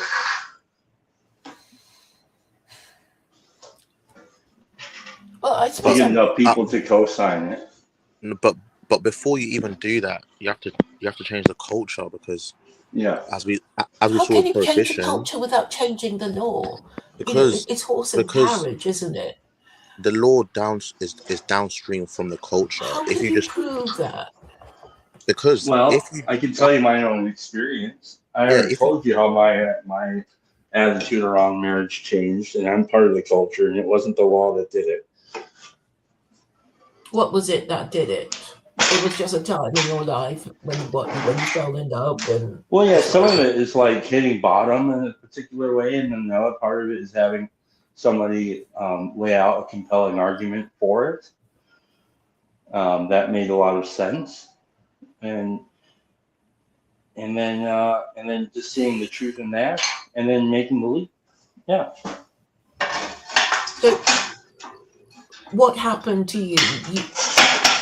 I mean, it seemed to me that you met your wife and you fell in love and you decided to marry her, and that was it, right? Isn't that how your life was changed? Because you wanted, to marry your wife. Yeah, but it wasn't. What I'm saying is the law didn't do that. It was the culture changing. I want our friend to give his comment, please, because we both cut him off. Sorry about that, guy. No. Yeah, I mean, I don't think Claire understands what I'm saying. Like, the law doesn't matter because people just won't follow it, but it's the culture that matters. When do Because they not follow it? I mean, they have to pay their parking fines and the yeah, speeding but that's fines, different. right? That's different. I mean, Okay, so please for example, explain why you think people would just ignore the law if it were the law. because they don't want to do it. I mean, it's not like Yeah, but then they'll be punished. no, it's not like a regulatory something like road tax. It's like regulatory for a system. It's like when prohibition was in place, and then because people weren't following it, they had to change it. So it's going to be like that. It's like with I always say it's like with weed, right? It's illegal in England, but everyone still does it. So I mean, Yeah, because the government allows it. It's saying, yeah, you can take all these drugs. We don't give a shit about you, and they allow it in prisons because it stops the prisoners from rioting, right? So yeah, they allow them to get themselves stoned because then we won't be rising up against them. That's why Well, in they're always. America, you would have to convince the culture that secular Koranism is a better answer. So you'd Yeah, have to change the culture first, not the law. And I think it's probably the same in the UK, I think, maybe. So in that way, yeah, it's okay. going to be the culture first. Well, I don't see how you can change a culture without changing the law. You're just maybe Well, how are you saying, going to convince the law to adopt your law? How do you do I that? obviously expect, intellectuals to show that it's stupid, right? That's what I'd expect. I mean, this is a logical thing, So if you're saying we don't think it will succeed, then I would have to ask why, and then they would say, oh, we don't think the people will like it. Well, they don't need to like it. They don't like a lot of things, and it's all been pushed through, right? Yeah. A lot of things they don't like, but they have to put up with it, and then I guess you have to say, well, how is your country or your group going to stay in existence if you refuse to marry and have children and parent them properly? This is the only way for any group. Forget, Europeans or Americans or whatever. And if you don't respect that institution, as all the religions who have any kind of lineage do, you're just not going to make it. If you can't even do this, if you can't even say, well, perhaps our screwing around is not helpful to the parenting of our children. But of course, somebody has to say it. I'm happy to say it, and I'm happy to deal with somebody who goes, "Oh, that's terrible. We want to be gay and transgender. How dare you threaten our, sexual liberation with your silly ideas?" But yes, we would need to have a dialogue or a debate, and people need to. Yeah. So I'm glad I've been able to discuss these ideas, and I thank you all for all your questions. But the way I see it being implemented would be an interview, hostile or friendly, from a major news outlet. And I've already said, well, Tucker Carlson would be ideal, but he may not wish to do it. But there are other people who can still discuss it. I so mean, there's no other idea, is there? okay, so let's say it was your first interview. Would you would your main point be that we don't have the institution of marriage?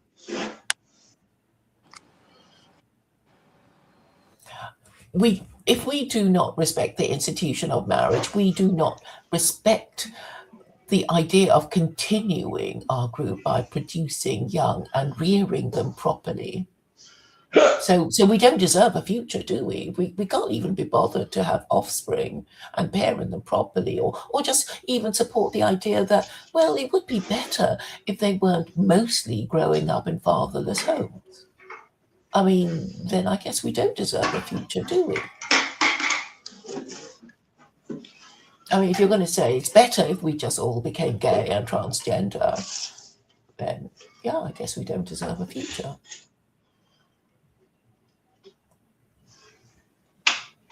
But I mean, I've said that to people who are like pro gay. Yeah, I'm like, you know, if your parents were gay, you wouldn't even be alive. But they just don't care. So Sorry, what was this about gay people and parents? I didn't quite catch what you said. I make the same point to gay people that, you know, if we were all gay, like no one would exist, or like if your parents were gay, you wouldn't even be alive. Yeah, but they just don't care. So I don't know if that's gonna work, Claire. Okay, I'm going to summon my gay friend. Okay, and hopefully he will arrive. It's Vincent Bruno. Do you know him? Oh, you must be getting tired of me. I've seen your contact with him, but I've never spoke to him anything. I don't know if I'm getting tired of you. It's just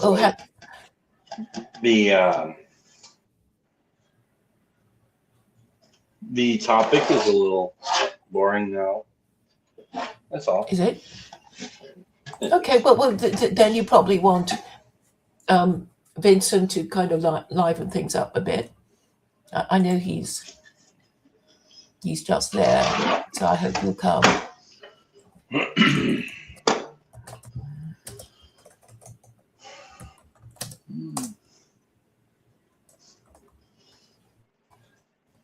be kind of cool if some of my American friends would talk and help me out, you bastards.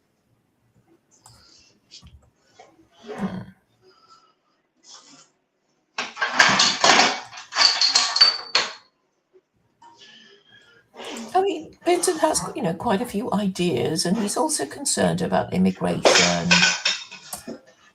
I'm not concerned about any of this stuff. I'm really not. I don't know what the big concern is. What are you concerned about then, Chad? So I feel like, here's what I kind of get. I feel like you're doing like this interesting move where you're like saying, nobody's paying attention to like the dangers of Sharia law. Not really. So what if we frame it like this, and then we get them to actually look at it, and then so you're doing. That's what I get. That's how I feel like you're doing it. So that's all. I don't understand what you're saying. I'm afraid you're saying I'm trying to present Sharia in a good light. Is that what you're saying? So that people actually examine rather than do this thing where they're like, blindly not paying any attention to the dangers of other cultures, something like that. Well, I would have thought that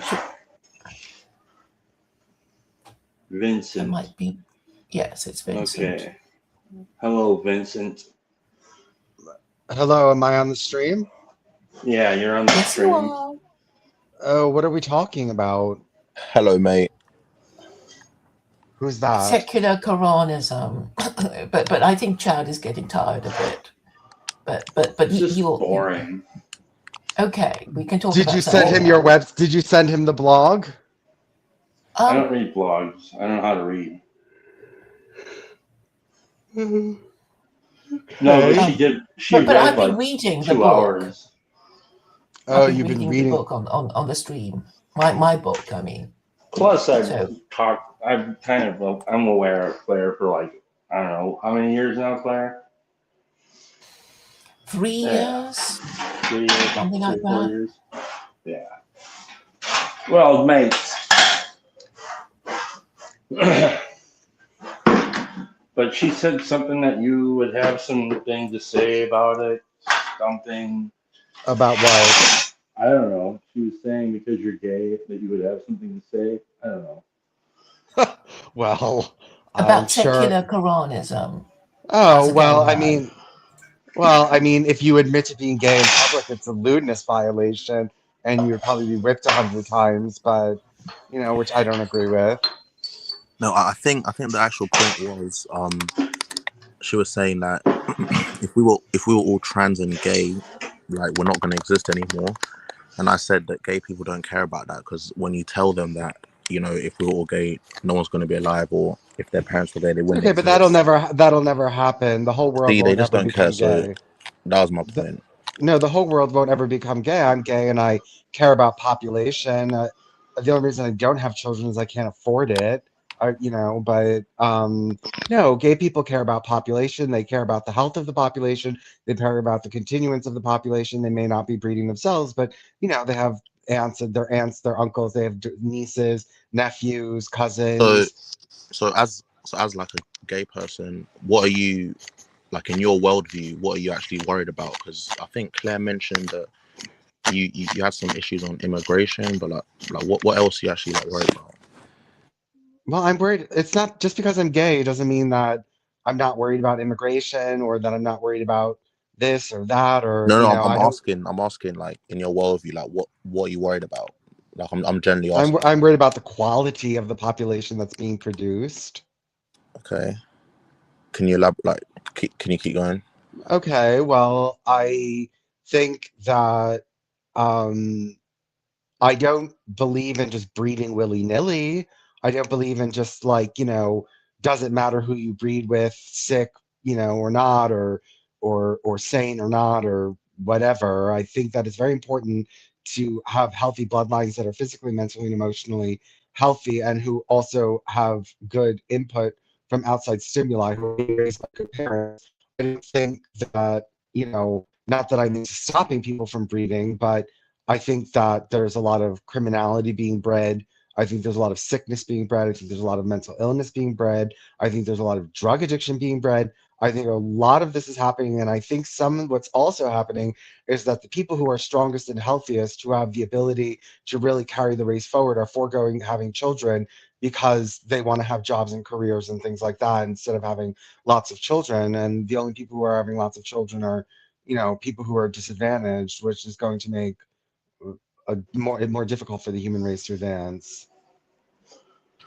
So how would you address those problems? Like, Well, I would make it so that eugenics wasn't a dirty word. It shouldn't be a dirty word. I mean, and also to promote selective breeding amongst human beings. I mean, No, I mean, not for everyone, but I would want to be part of a small society who was engaged in scientific breeding, not, oh, I fell in love with this boy, I fell in love with this girl. This girl is pretty, that boy's handsome, she has wealth, he has wealth. No, like more of like a very scientific, rigorous breeding system like we do with animals. Now, I know not everyone could do that, but I want to be part of the community that does it, which is possible. I know.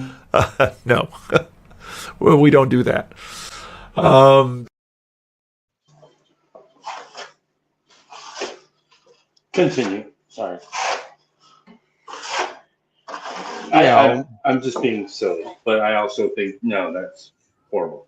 But What's horrible? What's horrible? What's horrible about a small group of people that want to breed scientifically working together to do that? What's horrible about that? well, it assumes that science is going to be able to arbitrate some sort of ethical standard, which I think is absurd. Why survival is an objective ethical standard? Did your group stay in survival? Did you and your group stay in survival as an objective ethical standard? Yes or no? Did you die out? Well, then what you were doing was wrong. Did you stay in survival and did you prosper? Well, then what you were doing was right. And so there's lots of things that we've learned from societies that you can and cannot do. You cannot have murder in your society. If you allow murder in your society, then anyone will get murdered. Your society won't stay in existence. Yeah, but like, Individuals. what if it's like scientific murder? I mean, What do you mean scientific murder? Why not? What do you mean scientific murder? I'm just using the same standard that you Okay, use. do you know of any long-lasting society that has stand the test of time that does scientific murder on people? Can you name me these societies that are so great, No, so lasting? I don't. Okay, I haven't. so then I also don't know ones where you're saying there's scientific breeding. There's been okay. Well, I mean, It's never been done before, but I mean, you can Well, try it. neither And is scientific murder. yeah, the Nazis tried it, didn't they? Well, maybe they did it wrong. I don't know. Okay, well, they're not in survival. You can learn from them. Okay, well, then, I mean, how many times does a society have to go through a Nazi regime and collapse for you to realize that that's just not the way to do it? I mean, I agree. I agree, Okay. but I also I don't I'm not saying that what I'm saying about this idea of scientism is like the standard. I don't like it. I don't like it at all. Okay, the standard is survival. The standard is survival. I think It's the we're surviving standard. pretty good. We're surviving. I Okay. mean, there's like Okay, and then 8 there's million, 8 progress, right? billion. There's progress. There's also progress. What's your literacy like? What's your murder rate like? Actually, What's your scientific murder. Here, I'll give you some scientific murder for your society that they've been doing. I think the last year and the year before it was like 73 million abortions global. Okay, and do you think that a society that practices abortion is going to last long term? We'll have to see. We'll have to see what happens to a society that practices mass abortion and I think it's and then, horrible. well, what's going to have to happen if you're practicing mass abortion, you're going to have to bring in more people because we live in a capitalist society and you need a growing population in order to keep, this ever expanding economy going. So if you're just going to abort all your children and import foreigners, well, your society's going to collapse and die. Actually, America had one of the lower numbers on that list. Okay, America has a very low birth rate, a very high abortion rate, high immigration rate, especially from Islamic countries. So if your idea of maintaining civilization is to abort yourself out to existence and import Islam, I don't know what to tell you. That's not continuity of bloodline. That's not survival. That's not continuity of existence. That's not continuity of culture. That's not continuity of anything. It's just obliterating yourself. Yeah, I agree. I'm not for abortion, by the way. I don't know if that was clear or not. So. No, you're obviously not. But can't we see the effects of what happens when you abort children? You reduce your population size, and then you start importing other people into your country that might not share your values. It's kind of weird because it seems like population went through the roof once we made abortion. Once we made abortion like. Well, in the West, it was used much more than in other countries. So, we used it on ourselves, and then we said, "Look, we don't have any more people. Let's import more people." So obviously, it's not a very winning strategy, is it? No, I think it's probably not. Okay, so there's an objective measure. Did it help society? Did it progress society? Did it keep it in survival? Did it keep it in existence? Did it increase it? Did it increase it didn't increase the population, I can tell you that much, which would be important for survival, is increasing your population.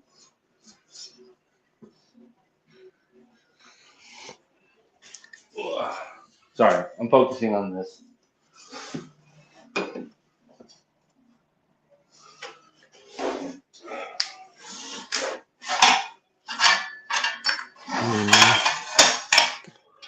So yeah, survival and progress. You can measure these things, so survival is the objective standard, and then you have a subjective standard like literacy, healthcare, murder rates, infant mortality rates, these different kinds of things. How is your society doing on these metrics? Now, and then you have to ask yourself, who are you going to copy? Are you going to copy societies that are dying and collapsing and have horrible birth rates? Or are you going to focus on societies or try to emulate societies that have, at least a positive birth rate and aren't aborting all their children and importing foreigners to replace them?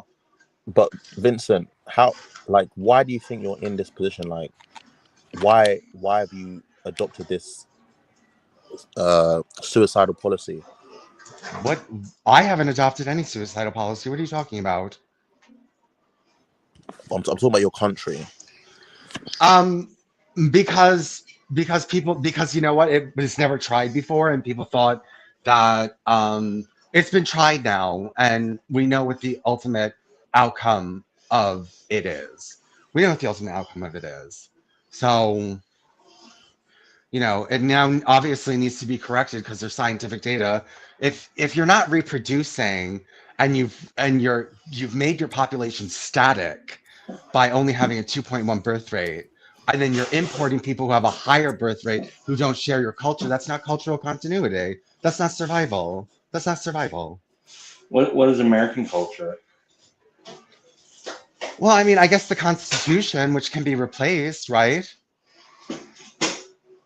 You think that most immigrants want the Constitution changed? Well, some of them do, and it can be. I mean, look, technically under Sharia, pagans are not technically supposed to practice publicly. You're not supposed to have a public idol. You can do it in your house, but you're not supposed to do it publicly. So if a lot of Muslim immigrants come here and they believe strongly in their faith that public idolatry is an abomination, yeah, they could change the Constitution. I don't see why not. They're converting lots of people. Maybe people think that idolatry is bad. Yeah, they could change it if they wanted to. I mean, maybe it would take a generation, but yeah, of course they could.